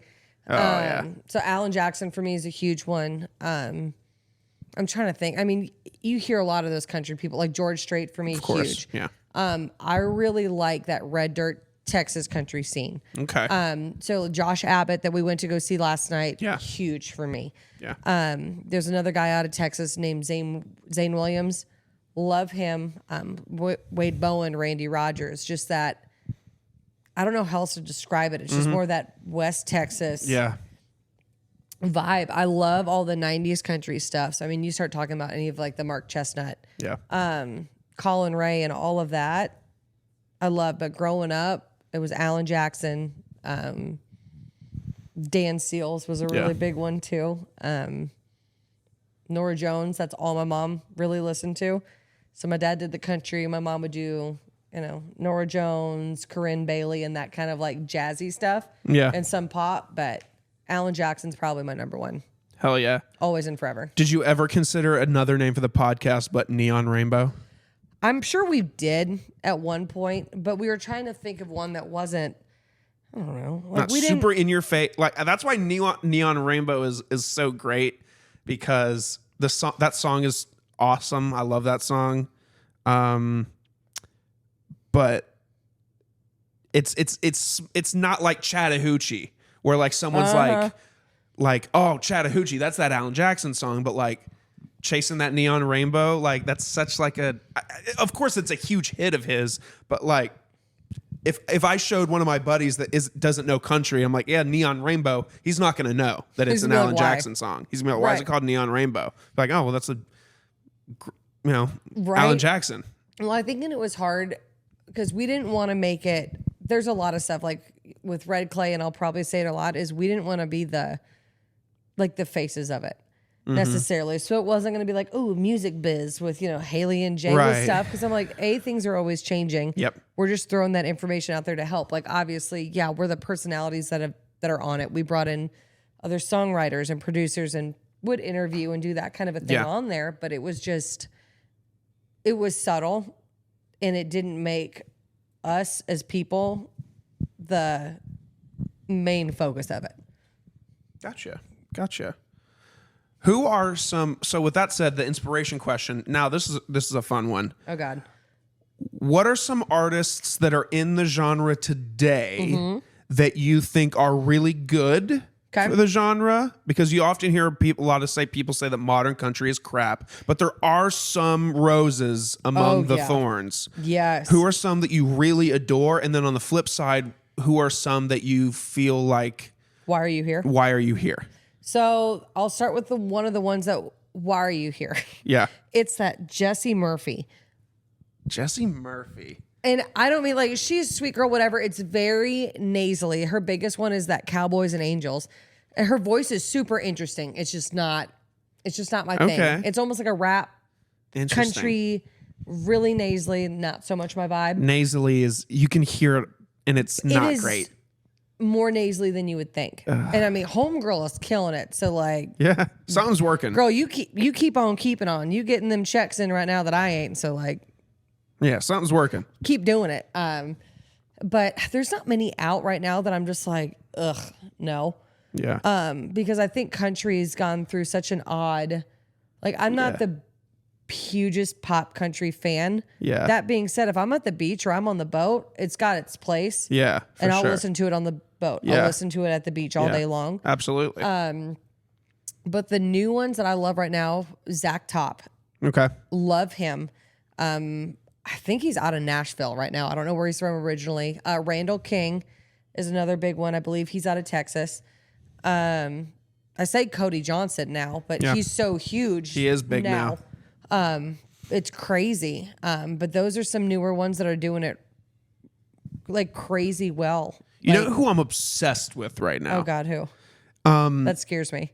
Not obsessed with, but I heard, so he's got a cover of a song that we'll talk about in a second, but his album was on like the iTunes, like recommended, like this is what we're listening to right now. And I was like, okay, I've never heard of this guy before, but I'm going to give him a shot. Okay. Ian Munsick. Yeah. Have you seen this guy? He's a goofy looking dude. Ain't He's he? a goofy looking dude. We were doing some research on him today in the car because he was on the radio. He was on my, music. Who does anyone listen to the radio still? Do you listen to the radio? No. I have Apple Music. Yeah, so do I. That's all I everyone's listen like, to. my dad's just like, I heard the song on the radio. I'm like, Dad, you have streaming. You can listen to any music you want. Why do you willingly take a chance and listen to the radio? Well, see, and the one thing I don't love about the radio is it's the same 15 songs. Yeah, right. So I'm like, if you were gonna spice it up on me and like truly do it like how Pandora used to do it back in the day, where it's just a Mod Podge, I probably would listen to the radio. Right, but it's just like taking the top 10 songs on iTunes and shuffling them. It's whatever record company shelled out the biggest buck to iHeartRadio and their streamers to play that day. Yeah. Which some of them bop. Yeah. The rest of them I'm Hey. like, nah, I'm good. They're on the radio for a reason. But if I hear it 4 times in a day, I'm done. just I don't want to hear punch it. me in the face. I'm done. Yeah. So I'm obsessed with him. He's from I think he's from Colorado. Like he's got that country sound, but he's got that like I'm from out west country That sound. long-lived cowgirls. Like Montana. Like He just released a documentary. yes, he did. It's And is it on Prime? I think so. I wanna want to watch it. I do too. It just came out. I think it was like either this week or last week. Like it just came out. yeah. Out west or something. Yeah, something like that. I want to see it bad. His He's good. album is great. That's the ugliest. Like I It's love not Ian great. Munsick. That album artwork, that It's bad. white buffalo Yeah, and blue. it's I'm bad. like, Which it's is- got to be white buffalo because blue buffalo is white dog, buffalo. That's dog food. What's funny is I'm sitting there going, it ain't blue. What's funny Hold on, what are you is, so saying? we're doing research on him in the car. I was driving. My wife was in the passenger seat, and she was like, she looked him up, and she showed me pictures of him, and she was like, okay, he's kind of hot. And I was like, really? And she was like, that picture though on his album of him with the buffalo is so bad. Oh, it but is he's like- a very attractive dude, and his wife is gorgeous. I don't know how some of these people be pulling. I'm sorry. don't know. Marcus King. Oh, I know. And I'm like, not even like, oh, Even Jelly Roll. His wife is very attractive. she's hot. Like Playboy Mansion circa 2002. My wife's sister Hot. was good friends with Jelly Roll because Jelly For Roll's real? from the same small town in Tennessee that it's called Antioch. Oh, My that makes sense. yeah, my wife's family is. Well, I don't want to say they're from there. Her dad's from Macon, but they moved to Nashville and she grew up in Nashville, and her sister was buddies with Jelly Roll. Antioch is. Yeah, it's a town. It's a place. Sam was so funny. She's still looking. We're going to Nashville in March together. Awesome. And she was looking at Airbnbs and said, as long as you don't put me in Antioch, Yeah. we're going to be all right. She tells people she's from Nashville, so she doesn't have to say Antioch. Fair. Because Antioch is an interesting place, I've She's learned. rough with like It is. 2 Fs. Yeah, it is rough. Not the greatest place. Of course, I say that. Nashville keeps expanding out. Like Yeah. East Nashville used It's to not getting be great nicer either. and nicer. She's every time we go back home, she says, or go to see her Yeah. dad. She's like, it's changed a lot. It's gotten a lot better, but it used to be. It used to be pretty, and it still is kind of. Dodgy. But yeah, that's where Jelly Roll's from, I guess. And That's him crazy. and my sister-in-law went to school together and hung out. And Wow. yeah, That's wild. it is crazy. The Especially world- like the fact that he's like made it in country is also just fascinating to me. Well, and I think that's like the hardest thing too when people are like, "Ugh, I don't like what country's out now. It's just so many different circles. It's like of there's it. country. I forget what the diagram is called when you're in school, but then it like The branches Venn out diagram here. or Almost or not a Venn diagram. yeah, the Venn diagram's the one where they cross. Yeah. Right? This one is the one where it just like branches out like 50. Like it's insane. Like There's like hard rock country that like Hardy kind of throws himself in, and then there's like the bro country, and then there's like the beach country. Yep. There's like the Buffett, Kenny Chesney, Brian Kelly sound. It is just odd. Like there's so many of them now, and now hearing even like the Red Clay Strays, Yeah. with like that almost Hank Williams, Yeah. not just Hank Williams-y vibe stuff, and then you've got Cody Johnson, that's George Strait if he were to come out today, Right, Like, right. it's just you've got them all over the place. And then you got Ian, whose sound is like from Montana, and he's got Montana country. It's almost like I don't think any other genre has as much diversity in it. I love it. Like one of my big ones right now that I love, and I've ever since he came out, was Coulter Wall. Yeah. He is just Who's this guy that I listen to? he is badass, man, and he's from Canada. Really? Mm-hmm. I'm really into. I listened to Connor Smith put out an album a few weeks ago that was very good. I'd never heard of him. Connor Smith, I know that name. And then I really like High Valley as well. Yeah, They're kind of like Rascal Flatts if they weren't like nobody sings high pitched like Fair. the Rascal Flatts guys do, but they're pretty good. They know how to write a catchy hook. I still love, and we actually listened to them on the way here, and this may be a loaded one where people are like, really? You don't love pop country? I love Old Dominion. So all of those guys separately are huge, like #1 hit songwriters, and they just decided to Band up. Old Dominion is fantastic. This is my wife's favorite band. They are so good. I would love to hear them live. You haven't seen them? No. Neither have we. Well, I know what we're gonna go do this summer. Then That sounds We're gonna great. go find Old Dominion. Yeah, that sounds But great. them, like, I love them, Yeah, she's obsessed. as you should be. Yeah. It's and good. they have all their songs are hits. They just know how to write a catchy hook. They're good at it. They know what I they're doing. guess you've got a room with all them successful songwriters. They can plug and chug, and they know what works. Oh, she has apparently seen them live. She can hear me. She's doing grad school upstairs. Take us with you. We're gonna go again. Yeah, I mean, hey, we'll book a concert. Let's we'll go. bring them. We're going. If they go to Mercedes-Benz, we'll try to get box seats. That would be sick. My dad works for the company that built Mercedes-Benz, and the Mercedes? company, no, and they have a box right next to Arthur Blank's.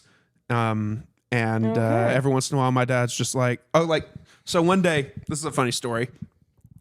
So one day, I forget who it was Chris Stapleton and Miranda Lambert came into town together. Yep. And they were performing at the Benz. And my dad texted me and said, hey, I've got extra tickets to Chris Stapleton and Miranda Lambert in the box. You want to go? And he's like, do you want to go? Or do you and Catherine want to go? And that night Fuck you. Yeah, I'm going. we had a housewarming party for the mutual friend that connected me and Sam. Oh, well, I'd say, well, good luck. Don't burn the house down. Bye. Right. So here's the thing is I don't want to brag, but I'm the best friend you'd ever have. Like, I will always show up for you. I'm there for you. I'm there for your kids. I'm there for your dogs. I'm the best friend you'll ever have. Oh, I love that for you. I went to this housewarming party. I did not go to this concert. You didn't even leave early?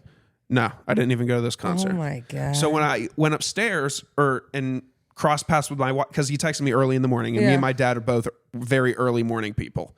And so we're talking, and I say, yeah, nah, we'll pass. We got a housewarming party Yeah. tonight. And he was like, okay. And so I get to Catherine, and I'm like, yeah, my dad asked me if we wanted to see Miranda Lambert and Chris Stapleton. I was like, I don't really care for either of them. And she was like, you said what? And I was like, Did she beat I you? told him that I didn't want to go. And she was like, good for you. I was like, Andrew and Madison have a housewarming party tonight. It was over in Madison. Andrew and Madison's house. Yes. I was like, Madison and Andrew have a housewarming party tonight. And she was just like, good for them. And I was like, she gets was like, it. call your dad back. As good for you.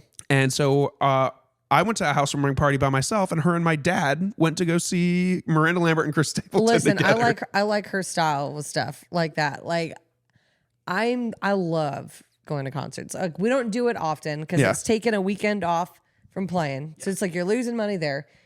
You're paying to park. You're paying for drinks. You're out of these tickets. Like it is insane. Yeah. Like our tickets last night, super reasonable. I think they were like $22 a piece. Oh, easy. Very reasonable. After taxes and fees, $75. honest to God, it was $76. Yeah. And I went, for what? Yeah. I get it if you're printing off a ticket or you're doing it at will call. You made me download an app on my phone to have it. Yeah. Why am I paying it? Or it's sitting in my Apple Wallet. Why am I paying for a convenience fee? There's no convenience fee. Don't put it in my wallet then. Yeah. Email it to me. Yeah. I'll print it off myself. Easy. Like, Ticketmaster's like, oh, the ticket's $20, but after taxes and fees, that'll be $3,000. like, that's why we just don't go. Yeah. Because even those small ones, they just nickel and dime. But something like that, we got gifted tickets for Rome River Jam this past October. And it was like all VIP. And it Hell was... yeah. Was it awesome? It was badass. Like we didn't get to go for a lot of it. So like that first night, Parker McCollum was a headliner. We got there right after he started. Okay. So like literally drove from Dallas to Rome to hear that to drive back. And did Y'all that live in Dallas? 2 nights in a row. I'm like 5 minutes up the street from Sam. Oh, damn. Okay. That's my chick right there. Yeah, There you we're go. like we're like 5 minutes apart. That's awesome. So we saw Parker McCollum. That was a really good one. And then the next night was it Lainey? Yep, it was Lainey Wilson and Tracy Lawrence. And I felt like there was one other one we got to see too. I don't know.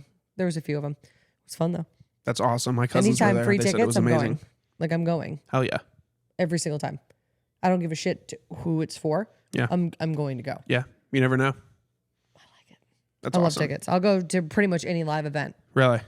Yeah, like I really wanted to see Aerosmith live and like the Eagles. Like some of those, like I don't love the Eagles, but when Vince Gill was playing for them, I'm not going to pay the money to go. I would love to see Aerosmith live. Like I know I missed my chance because aren't they done now? God, if they're not, they need to be. I mean, I don't mean it mean, but there's only Steven Tyler looks like my grandma. your grandma's hot. He Then. looks like an old woman. Your grandma's hot. Because you know what? That's gonna be Johnny Depp looking like that True. too. Yo, Hot. hey, if Johnny Depp doesn't play Steven Tyler in a biopic, then what are we doing? what are we doing? It'll be what's that weirdo with all of his face tattoos? Post Malone. Yeah. Posty, I feel like could do it. Posty's dipping his toes in the country game. Have you heard his rendition of the Joe Diffie songs? Can I tell you this? I have been obsessed with those songs for months. So I love Post Malone. The fact that his vocals live, we've seen Morgan Wallen and we've seen Hardy live. Both of them fine. Like they put on great shows. Yes, They're they know how to yelling, perform. They're doing their thing. Yes. The fact that Post Malone was infinitely better live vocals than anybody else at the CMAs or whatever the hell acronym. Whatever that award show was. ACM, CCM, whatever. PBS, whatever the hell it was on. I don't know. CNN. So his version of Pickup Man, I have thoughts. He kills it. Here's my issue. Yeah. Are they mixing? So I'm hearing like him sing it, right? And then, like the second verse or right before the second verse, Joe Diffie starts singing? Yes. Is it AI? Do they pick a clip? Because, that was one of his biggest songs. Of course. So did they just sample some of those then? I did some research on this. Is it AI? Or is it not? Because don't hate me for this. Because I'm so this is how excited. you know that. So I almost got to justify it after saying this by telling you my country music origin story. Oh, Jesus. I had no idea who Joe Diffie was. What the fuck? Okay. Yep. See. Okay. Right. See. I'm working on it. See? No rage. That's here. okay. No rage. As soon as we cut the camera off, she's going to beat me up. And it's warranted. I had no idea who Joe Diffie was. No idea. So I see the CMAs. I see Morgan Wallen and Hardy performing, and then they bring Post Malone in. And I was like, oh my God. And I've seen videos of Post Malone covering country before. I'm going to miss her. Yes. That Brad Paisley song. Amazing. Money. He can sing. He knows, and he sounds good country as well. So I'm doing the research on it, and I was like, talk to my wife about it, because I was like, they've got this song with Post Malone, Hardy, and Joe Diffie out. That's wild. And she was like, Joe Diffie's dead. Yep. And I was like, no, he's baby. not. He's on the song. And still, at this point, I have no idea who Joe Diffie is. Oh, so like this is like recent. Oh, yeah, like 2 months ago. Okay. I'm like, all right. Joe Diffie is on the song. She was like, he died. And I was like, no, he didn't. He's on the song. No. So I he's do the graveyard research. dead. Like, he he's dead. died from COVID in 2020. And I did the research. And so Hardy's next album is just a complete collection of Joe Diffie songs. Yes. That him and other modern country artists It's like are his recording. Hicks tape Yes, shit. the Hicks tape thing. Yep. And so I was doing some research, and they took the most recent, it's like 2010 remaster of Joe Diffie's songs. Okay. That Joe Diffie did record. Okay. So it's not AI, it is Joe Diffie's songs and vocals. So that was he what cut. I was curious about, because I went on a rant. If you guys ever just want to see me rant about just some ludicrous stuff, would follow love me to. on Instagram. Okay. Because I'm telling you what, there's no filter. I'll just pop that thing on like Yeah. it's a hot mess. If you're express. feeling it, you're about to whip that I'm phone gonna out talk and some record it. shit. Yeah. Okay, I'll do it. Yes. And I was like, okay, well then you start getting into AI, right? So if you guys are on TikTok Yes. and like, ooh, what if Johnny Cash covered and did this? Right. Here's my question then. So without diving into, but your father-in-law, Yes. music wise. So Yes. when we have a song, publishers own half of it. Yes. And then the writers own half of it. Yes. So, okay, we'll just say that the artist will say Joe Diffie just owns his own publishing company, so he's getting all of it. Yes. Well, now that he's dead, does that go to his estate? Does it go for the record label for his likeness? Like, at what point, sincerely, with some of this AI stuff, Yeah. where does that money go? Right. Does it go to the estate? So can people now just pimp out their dead relatives? Their dead relatives. Yeah. For like, because if you gave me something where like Elvis was covering, Right. I don't know, Like a Post Malone song. just some random Yeah. shit, like, Yeah. where does that go? Yeah. Because his contract at this point with whoever Yeah. is done. Right. Where does that money go? So I was doing more research on it, and so I like Hardy him. went to Joe Diffie's estate and was like, I want to do this. Okay. Can I do this? I want to not only do covers like me and other artists and my friends recording it, but I want I want it to still be featuring Joe Diffie. Like, Yeah. I want Joe to be still singing on the songs. And she said, absolutely, or the estate Yeah. said absolutely. And I think I'm 90% sure that Hardy and the estate are splitting it 50-50, the Okay. proceeds. So the proceeds are all going back to, or 50-50 going Yeah. back to his estate, which is really cool. That was my question then, because I'm sitting there going, once you start getting AI stuff involved, I'm like, where does that stop? And I love that technology of it, but I'm like, Yeah, I mean, the tech is cool, but at it's what point? interesting. At what point we'll use Steven Tyler as the example, or Willie Nelson, or whoever, these artists that are getting up there in age that can't perform and do that. Well, at what point then can they just, you're making albums and paying to go see stuff that's all auto-generated. Now, you get those people like that, I feel like at that point they've earned it. It's no different than you going somewhere and they're running, tracks to beef up their band or to lip sync. Like, I feel like there's a certain point, it happens and it is what it is. Yeah. But you start getting into that tech like that, I'm like, y'all, listen, whose damn money is that then? What Who about the people knows? that created the software? Like, who's getting that cash cow? I don't know. Not So me. It says ain't here me. on the Taste of Country thing says, what we've basically done with, this is a quote from Hardy, I think. What we've basically done with Hicks Tape is we have taken some of Joe's vocals out and added some of the biggest singers in country music to help him out today. It's going to be badass, and I'm really excited about it. It comes out in March. The statement from, oh my God, a Rick and Morty ad. A statement Rick and Morty? from, I know, right? Statement from Diffie's estate matches Hardy's enthusiasm about the Hicks tape, adding that this collaboration promises to carry on the incredible journey of Joe Diffie. Joe epitomized, is that a word? The 90s country voice he was so good about hearing and cutting hits, recording amazing songs. On a personal level, I got to meet Joe Diffie once. He was extremely nice to me, and it was my first year of being an artist. He was so kind to me, and so this album means something special to me too.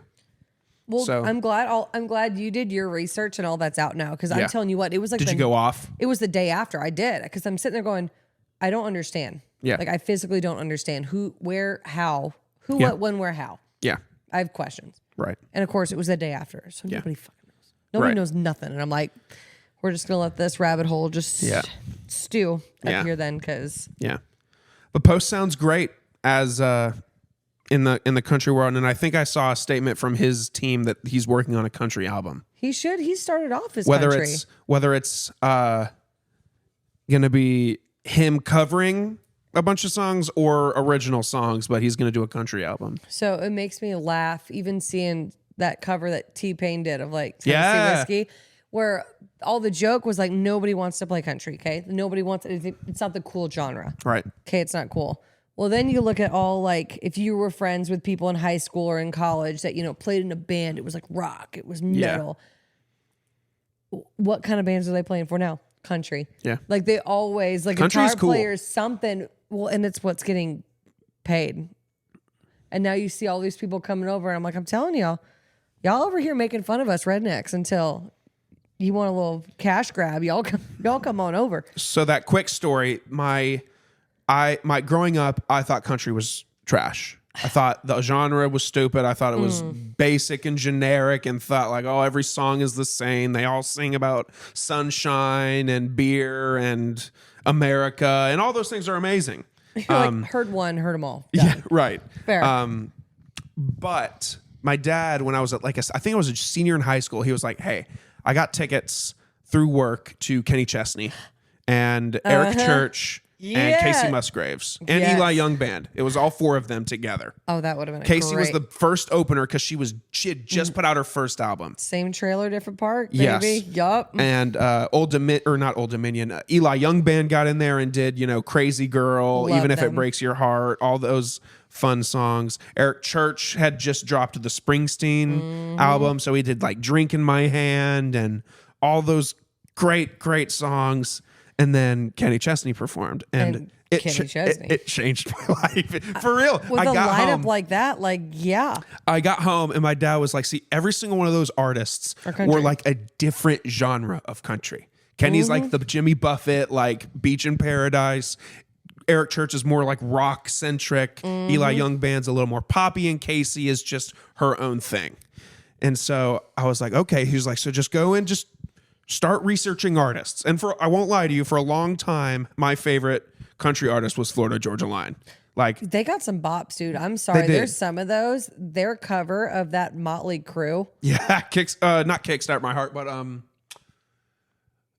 oh, it's on the tip of my tongue. But yeah, their cover of the Motley Crue song is amazing. If I Die Tomorrow. Yes, that's it. And then they did that one of Buck Cherry too. Yes.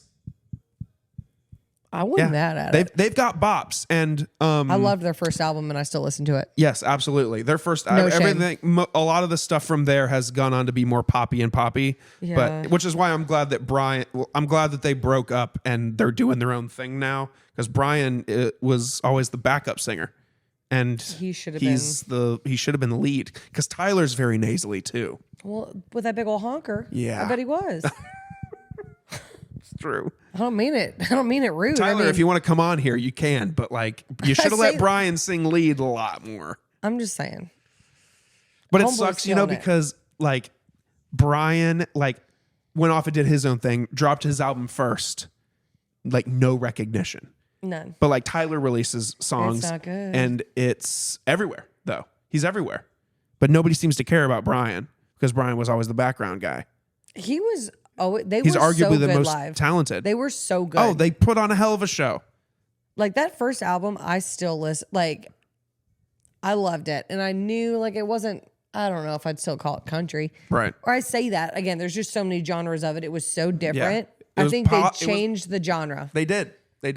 And they were on top of it for years. I mean, they dominated. Yeah. So honestly, speak of the devil, a world with them not together is weird. Like the fact that they broke off and did. Broke up sounds so dumb. Like what are we, like the Beatles? They broke up. They did over political differences. Apparently, That doesn't surprise me. yeah. Apparently, Brian is a I love America, and Tyler is not. Sounds about right. Whatever. Say what you want to say, but Brian rocks. I'll say that. I'll go pay to go see Brian. It was amazing. We paid $40 a piece. It's the Warehouse. Is the one that's on River Street. Yes, it is. The Warehouse. It just is clicking. It was great. Clicking in my noggin. What a great time that was. Yeah, I like that And place. after the show, he stood on stage and like took questions. He grabbed my phone and took a selfie with me, and I love that. we were up front, like against the stage. It was awesome. What a great night. I love venues like that. That was very much like us yesterday or last night, of just hung around, got to meet him again, and just, I love those small venues like that. Yes. They're just, It just makes you feel like you're like connecting with the person performing. yeah. Those stadiums, yeah, it's fun, but like, I don't do stadium shows. Like even Lakewood, like outside in Yeah. the summer, I'll go. yeah, Alan Jackson, Jay surprised me and he took me because it was his last tour. We drove all the way to North Carolina. What a man. And I mean, like, what was left was nosebleeds. that's okay. When I tell you, first of all, I silently sobbed the entire time, like for smiles on my sure. face. And he goes, "You okay?" And I'm like, "Yeah." Just And he goes, tears. tears, just felt like a baby. My God. That was like my childhood. But like, there's certain venues like that I'll go to if it's like hey, I got to. But otherwise, give me something outside. Give me the Terminal West. Give me Eddie's Attic. Give me that stripped down Yeah, is what I appreciate that's awesome. every time. Amazing. And I don't have to climb 40 million flights of stairs That's so amazing. to get up to the top because damn, I love that so much. I love Alan Jackson. he's so pretty. He is. What the GOAT, honestly, in my opinion. So Probably the GOAT. you know, in like kindergarten, first grade, where they would be like, "Oh, like what do you want to be when you grow up?" You say Alan I Jackson? sure did. I just wrote Alan Jackson. So not, I want to be like him. I Right. want to do I wanna what he be- does. I don't wanna be in No, country no, music. motherfucker. I want to be Alan Jackson. Yeah. Luckily for my husband, I was not turned into Alan Jackson. But Yes. If you did, that would be weird. walk I mean, around hey, with it's that big 2024. old You can- stash, baby. You can do what you want. Be free. You know. You could dance if you want. No. So luckily that didn't age well, but that's like That's all right. my number one that I had to see before he passed away Oh, because for he's sure. not doing great. No, he's not. It's his last tour. Like, Damn. Bummer. so I was like, well, we're going. Yeah. And damn it, we did. We That's had awesome. so much fun. That's Worth it. amazing. I'm jealous. You should be. I'm very jealous. Extremely jealous. Even though you didn't know who Joe Diffie was, but I know. we're gonna What let a it slide. what a tragedy. Joe Diffie too. When I mentioned him to my father-in-law, he was just like, he had some good songs, Yeah. but he was like, but he also had some horrible songs. But every artist has bad songs, though. And I think now people are like, well, I think back then there was a lot of them. You'd have the ones that were the radio singles, right, that they would send out, but they'd have a whole collection. So the whole Yeah. album would be, they all didn't have to be number ones Right. because it was the album you would release, you know, the 3 or 4 to radio. And then by the next year, 2 years later, you'd be releasing those. Now everybody is doing a single at a time because it's cheaper and they're having more content to constantly pull out. I think every album now, they're in the mindset of every single one has got to be a number one. Yeah. And we could release them as singles if we needed to. Yeah. So I think it's just a different game now. It is. It's a different This time. shit's- It's mind-boggling is what it is. Wow. Hailey, Yeah. At some point in every interview, I get to ask the guest the same collection of questions. Okay. I ask every guest the same grouping of questions just to, like one day if I'm interviewing Alan Jackson, I'm going to ask him these same questions too, just to bring it all back to humanity. And we're all the same. It's almost like first date questions. They're very easy, low pressure. Ooh, I love very this. low pressure. Are you ready for them? Yes. What is your favorite movie? Tombstone. Okay. No hesitation. I respect it. Tombstone all day long. We named our dog Johnny Ringo. That's after that movie. We have an original show poster from 1993 that is older than I am. Oh, hell hanging yeah. in our living room. That's amazing. Tombstone. All day long. Good stuff. Yes. All right. Rank these 3 dips. Okay. Okay. Okay. Number 1, obviously your favorite. Okay. Number 3, your least favorite. Okay. Salsa, guac, and queso. Guac, salsa, queso. In that order? 1, 2, 3? Yep. Okay. I respect it. Queso, I love queso. It's inconsistent. Facts. Like, I don't want some watery, milky jalapeno shit. Right. I'm not interested. Give Agreed. me guacamole. Give me hot salsa. And then if queso's there, it's fine. Okay. I'll drizzle it on my tacos. Respect. And that's about it. Okay. This is a fun one for you. I think I already know one of the answers. You get to listen to 3 artists for the rest of your life. Okay. You get their existing catalog and anything they put out in the future. Okay. Alan Jackson. Yep. Probably John Mayer. Okay. Love John Mayer. Oh my God. You and my wife will be besties. And then, God, only 3. Only 3. Alan Jackson, John Mayer, and I feel like I just need some bops in there. But oh God, that's hard. That's really hard. I don't even know if I know my answer for that question. My initial thought was just an album and just let me listen to The Throne with Kanye West and Jay-Z. Okay. Like just that one album. Okay. That's a good answer. I'll take that. Like, because I love John Mayer. He does a bunch of stuff. Nora Jones. Like, there's a lot. Okay. I listen to a lot of music, a little bit of everything. Like from Marilyn Manson to Kanye West. Bluegrass, all over the place. Yeah. Got to keep it interesting. You do. You do. You need the variety. Otherwise, you just go crazy. Hell yeah. Hell yeah. All right. What does your ideal stress-free, obligation-free Saturday look like? You don't have to perform. You don't have to work. What is your ideal day?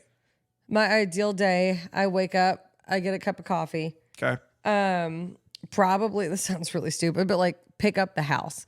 Like when you're running around all the time, shit just gets everywhere. Just piles up. I'm going to clean up the house, go have lunch, go get some beer, get a day buzz going. That's fun.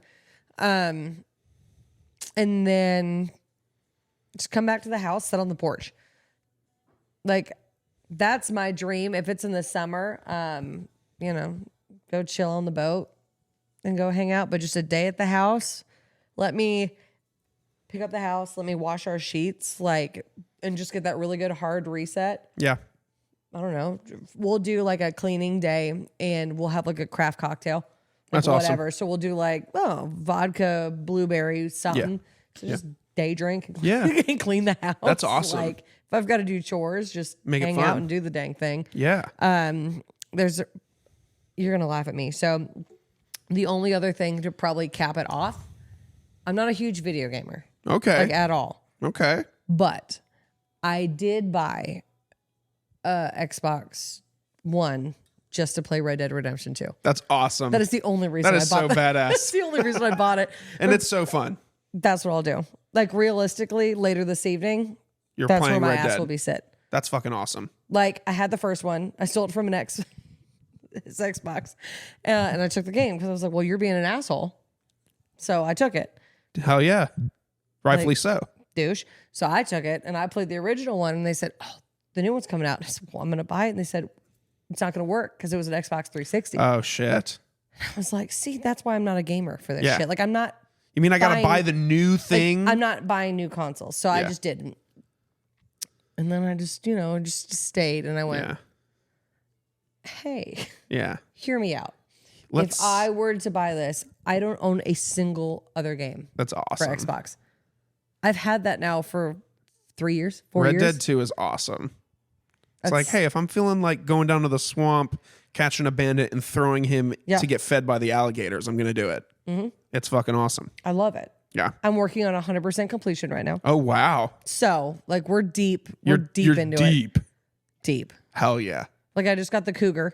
Oh, hell yeah. That's awesome. So, that's like my one thing to probably nightcap off. Badass. Is just... Cocktail and Red Dead? Yes. That sounds like a great night. It's going to be a great night. Y'all want to come over later? I'm very excited for you. You can come see our tombstone memorabilia. Like, and clearly anything like cowboy shit. Like, people all the time now with Western stuff being like super trendy. Yeah. They'd be like, oh, so like Buckle Bunny, like whatever. And I'm like, no, I just like anything cowboy. Yeah. Like, we grew up with horses. Like, we did. Yeah. I did all that. I was like, let me play cowboy shit from the couch. That's awesome. It's cheaper that way. So you said, this is the next question. Okay. So you said on this day that you have no obligations, you'd go get lunch. Yes. So let's say he's got something, he's out of the house. You are getting a meal of your own from like your go-to place. What is your go-to place? If you like, dinner's on your own, where are you going to go get dinner? Whether it's fast or sit down or like, what is your spot? It depends. So I'm normally one of anything with pasta. Like, I'll go out for lunch.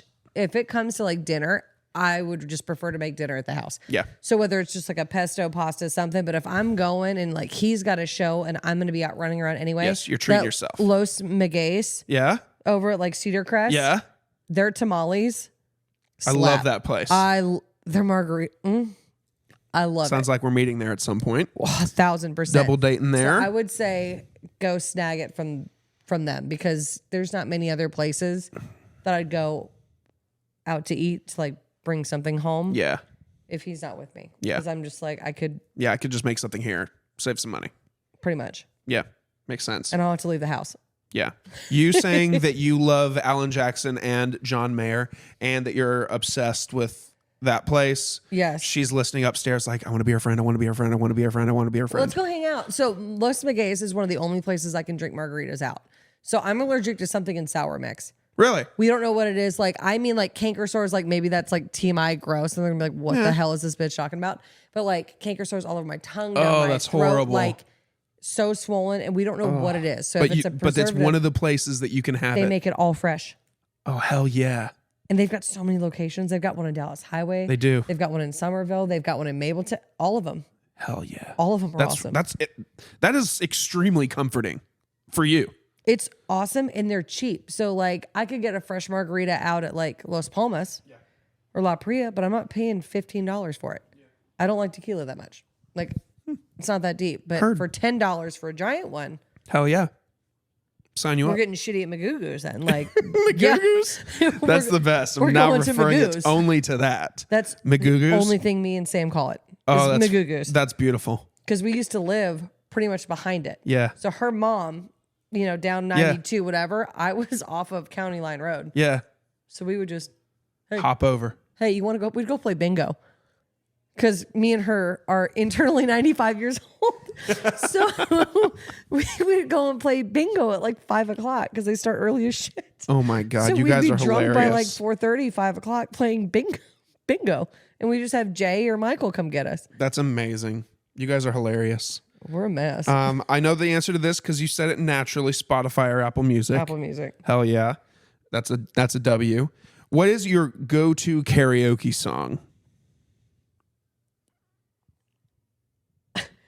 So, my go-to karaoke song, I'm not allowed to sing out in public anymore. That's not going to go so well for your career outlook then. It was off. I'll let you guess which one it was. It was off the Kanye West and Jay-Z's album, Oh, no. The Throne. Oh, no. No wonder you can't perform in public anymore. It was. Did you say it? And you hit that? You hit it and you hit that landing and... Oh, And everyone loved it.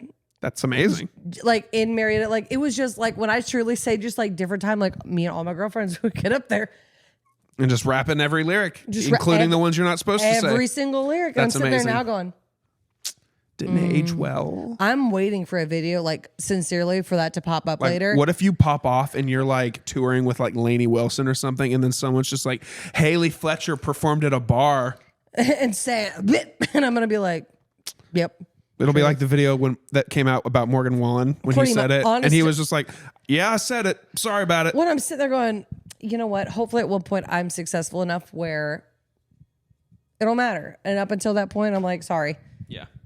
We sing karaoke. And Maybe. first of all, the fact that nobody thought that that was an issue, then, I mean, this was like 2012.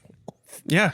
13, like 19-year-old little Hailey just, it was my favorite song. I had that album on repeat. I think we all did. Repeat. Like, it was the best. So that's my go-to karaoke song. What it would be now would probably be like Shania Twain's Whose Bed Of course. Has Your Boots Been Under, or Shadaisy's Passenger Seat. Oh, all good choices. A little bit different. No, A little different. allegedly. Maybe. What does, this one's a little deeper. What does success look like to you?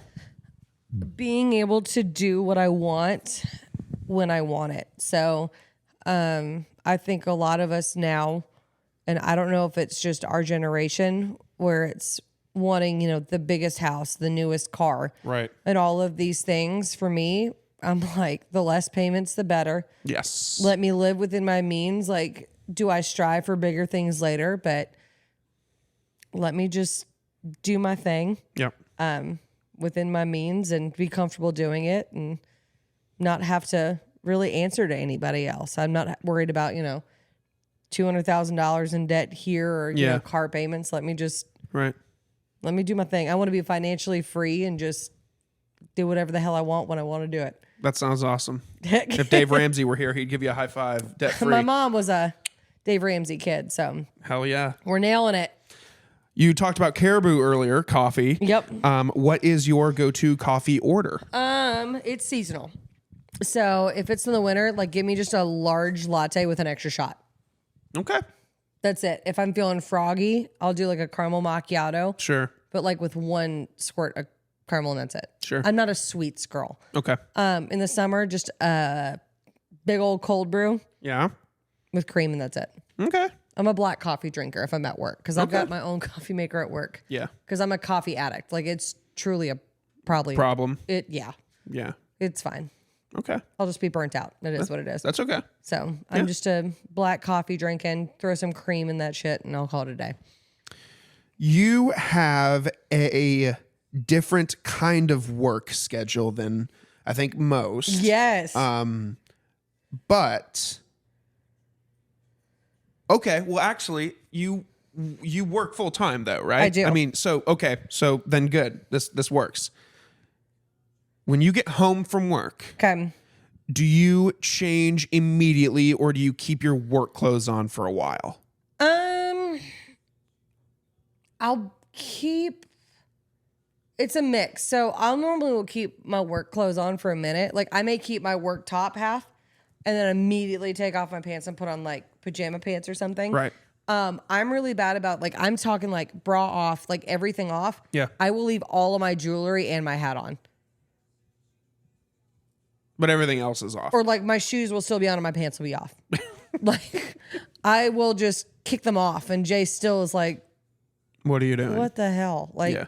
But I'll be in, like, Sam will make fun of me. Like, whoever comes over to the house, they're like, what is happening? I'll be sitting on the couch, like, in a sports bra, whatever, comfy pants, and I will have all this jewelry on. And they're like, what are you doing? I was like, well, I took the uncomfy, like, part off. Yeah. Now we're good. The rest of it's just, you know, Yeah. chilling. It's just extra. Yeah, it's just chilling. It is what it is. Yeah, that's all right. I love that. Almost It's a good done. question. I like that. What is your biggest fear? Being curb stomped. Sorry, that's really out of pocket. That was very out of pocket. Things with Why? well, things with teeth like really stress me out. Like, teeth in general, I don't like them. But the thought of being curbs, like, can you imagine that? Yeah, that I'd sounds rather fucking get, horrible. Like biting a curb and somebody just. Oh, that sounds horrible. I blame, like, I think it was in middle school. If anybody remembers what teacher we had in middle school that talked about being curb stomped, it was something in U.S. history. Like, imagine being if I was in the mob, I'd be the worst mobster because my boss would be like, hey, go curb stomp him. I'd be like, can I just stab him? Like, honest to God, and I will say this and I will stand, I would rather get stabbed or shot Than be curb stomped. Absolutely. Think about not. that pain. You would, like, your It jaw hurts broke. enough to bite a hard gumball. Like, your jaw Think about broke. a curb. Your jaw broke. Your teeth fucked. Like, there's no saving that. You're eating out of a tube for the rest of your life. Yeah. On the worst case, like, shoot me in the face. Oh my God. This is the most Cartersville thing I've ever seen. Oh God. But there's so many options here. Right. This story could go anywhere. All right. Let's I do was it. at this gas station that's up by the Savoy Auto Museum thing. Yeah, the big raceway or whatever. It is. I went in there the other day and I grabbed like a something. I forget what it was. But I'm in line to check out and the guy in front of me had no mouth. I'm sorry. What do you mean? So, no, he had a mouth. So No jaw? he had He said, not sure. he had a neck that like went up. There was like a hole right here and his tongue hanging out like a dog and like his mustache, and he was wearing a hat. I didn't see teeth. I didn't see a jaw. I didn't see anything. But at one point he walked by me and it was just drool coming off his tongue. But his tongue was like when a dog is like he was like. I'm trying to think. How? Probably curb stomp. He might, honestly, it looked like he lost the bottom half of his mouth. So his jaw was gone. Yes. And just had. I didn't see any teeth on the upper rack though. Or whatever. Top row. Yeah, upper rack. top shelf. Top shelf. Ain't no teeth on The that top shelf. teeth. I didn't see any teeth, just tongue. The ladies probably love him. He's probably a local down at. Yeah, like that. At no Tom's teeth. place? Yeah. $5 says he goes to Tom's place. I'd be like, you, sir. Or the hatch. Either one. His mouth is a hatch. There's no. His tongue is just the thing you pull it shut with. I'm sitting here going, how? I don't know. You should have asked. I should have. I need more I want to be context. like, sir, I have questions. did you lose that from being curb stomped or did you just have, I don't know, jaw cancer or something? I'm like, yeah, but biggest fear, being curb stomped. Okay, that's an amazing answer. And everybody should be afraid of that. And if you say you're not, you're a fucking liar. There's people that are afraid of curb stomps and then there's liars. I also Which one are you? don't like butterflies. Okay. Their tongues are really fucking weird. This isn't on this list, but I would like to hear your answer. Oh, God. Because I had an argument with my buddy in high school about this. Oh, shit. If you were told by, I don't know, God, that if you could have everything in life, Okay. all your goals, the success outlook you gave me earlier, Okay. you're hitting it big, you're performing music, you're making money, you'll never worry again. All you have to do is take a butterfly and hold it like this and rip the wings off just like that. Sure. That's what I said. Yeah. I was like, I'm killing that butterfly and its family. You know what? I do it for nothing because I don't fucking like butterflies. But He was like, no, but like, what if the butterfly is like someone from your family that moved on and became a butterfly? you shouldn't have come around me. You know I don't like butterflies. That's a great answer. Like, I was like, bro, I'm killing that butterfly. I'm killing it so hard. it's like all the things on TikTok. Like, ooh, would you punch your brother for? Yeah. Yeah. Would Hey, you punch your dad? For, yeah. Yeah. I'd be like, Donald. Dad, you're about to get this fist, but I'll pay you back for the surgery Hey, you know for what? breaking You're your gonna get jaw." a new damn boat. Yeah. So how about you just hush? You know that 68 Camaro you've been looking at? It's about to be yours. Just let me punch you in the mouth. That's all I'm saying. People are like, I could never. You're a liar. Would you punch her in the mouth for $10 million? If you say no, I swear to God, I'm gonna be pissed. Punch her in the mouth. You're not holding back. Oh, if I didn't, she would kill me. He gets it. If he didn't, she would kill him. How about $5 million?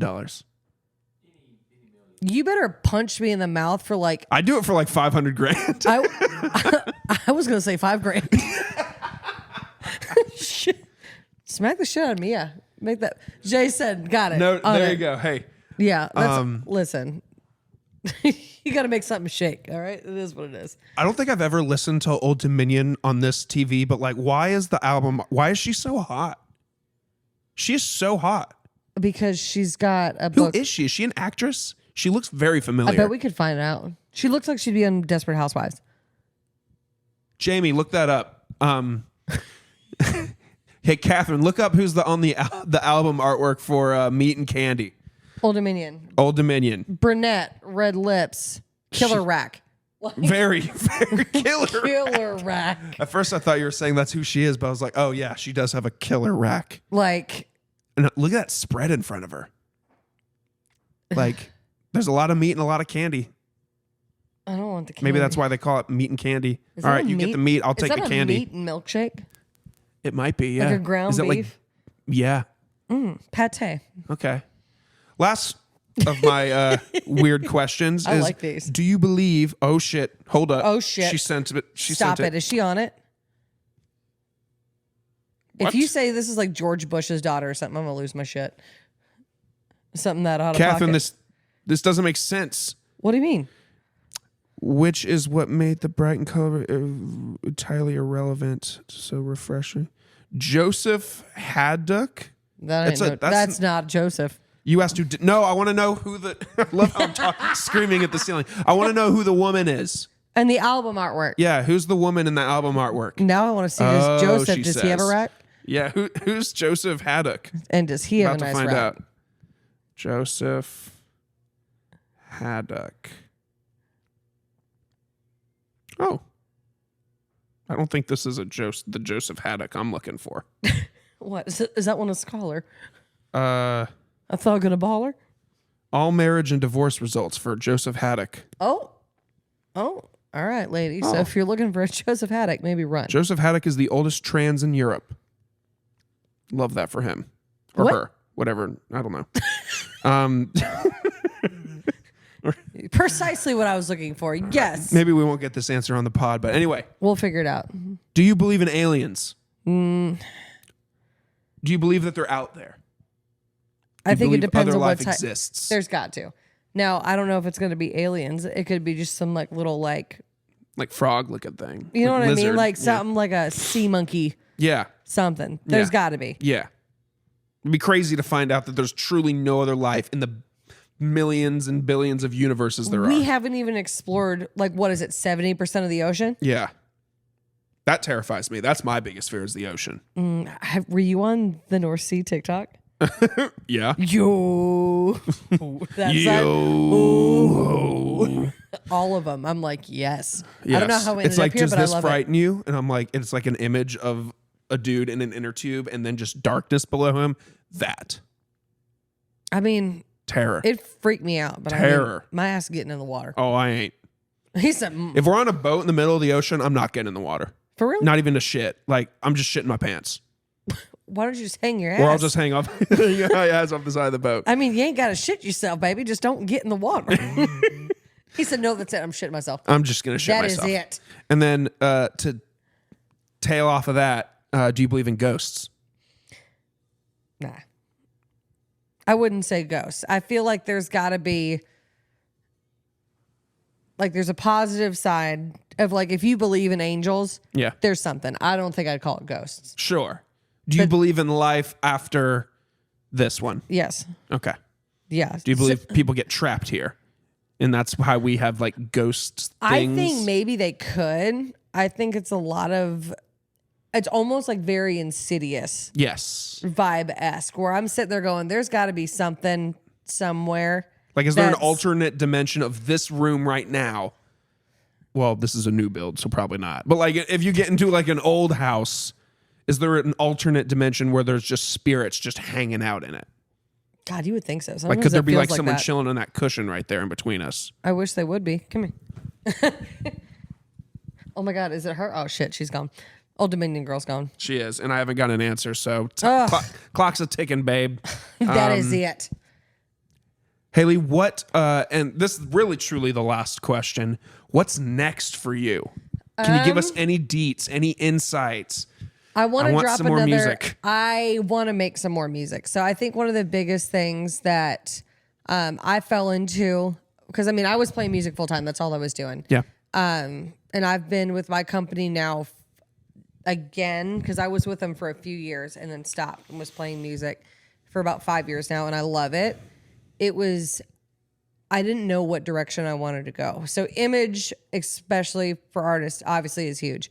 Instead of like images for projects, having to have one that was that consistent that you're releasing something every month was super hard. So I was a really big advocate on I have to write everything I release. And I think it stunted me a lot, where I'm not the greatest songwriter on the face of the planet. So why does it have to be mine? So hopefully a few more projects coming up. I think I just kind of had to regroup, figure out what that sound was that I wanted, and have some more money to do it. Because if y'all do anything within music, y'all know that shit ain't cheap. Yeah. You got to have the money and the time. Yeah. If you got the time, you ain't got the money. Yeah. You got the money, you ain't got the time. So hopefully at least 2 more singles is my goal for 2024. Hell yes. Maybe one that I wrote. Yes, maybe. That'd be so amazing. He said, I'd cry. Would you cry? Are you a crier? Yeah. I'm an emotional dude. I cry when they move that bus in Extreme Makeover Home Edition. When Ty Pennington's like, look at your new house. And the dad's like, I can't afford it. You're screwing me You know, with like, taxes. I saw this like thing that said 80% of those homes end up getting auctioned off because the families can't afford the property taxes. Well, that's what I'm saying. And also, can we talk about how unhinged that was? Oh, you like frogs? Yeah, I guess. Do you like frogs? Yeah, I guess so. Well, your bed is the mouth of a frog. It's frogs and everywhere. your blanket is this pink tongue of a blanket. Those things, I was always like, all right, well. Like they'd like give these kids like, oh, you like Batman? Well, how about a bat cave in your living room? And they're like, this is cool. I said I've seen Batman once. So I'd be the worst. They'd be like, what do you like? I'd be like, I don't know. You're like, I need something. And you're like, Skittles. Your light switches are Skittles. That's a Skittle chandelier, and you got a lifetime supply. And I'm like, what the fuck? You turn your fan on, it just starts spewing Skittles. Could you imagine? Yeah, That'd would be kinda hurt. lit. That'd hurt. Yeah, it's like hail. That'd be kind of fun though. I like it. Hailey, Yo, thank you for coming and being on this. anytime. It was so much fun. Again, it was. I've missed the whole podcast. Yeah. And like, just media as a whole. Yeah. I miss doing it. Yeah. So I appreciate you hitting me up. And For sure. I'm glad it worked out. It was like this quick of a turnaround too. It was quick. Sam was like, I got a friend. And I was like, okay, give me your number. And Bet. it happened. A week later. A week later. I like it. I do too. I had fun, man. I appreciate it. Absolutely. I can't wait to see what's next. Fingers crossed, something good. Hell yeah. Probably Mexican at some point in the near future. Yeah. Yeah.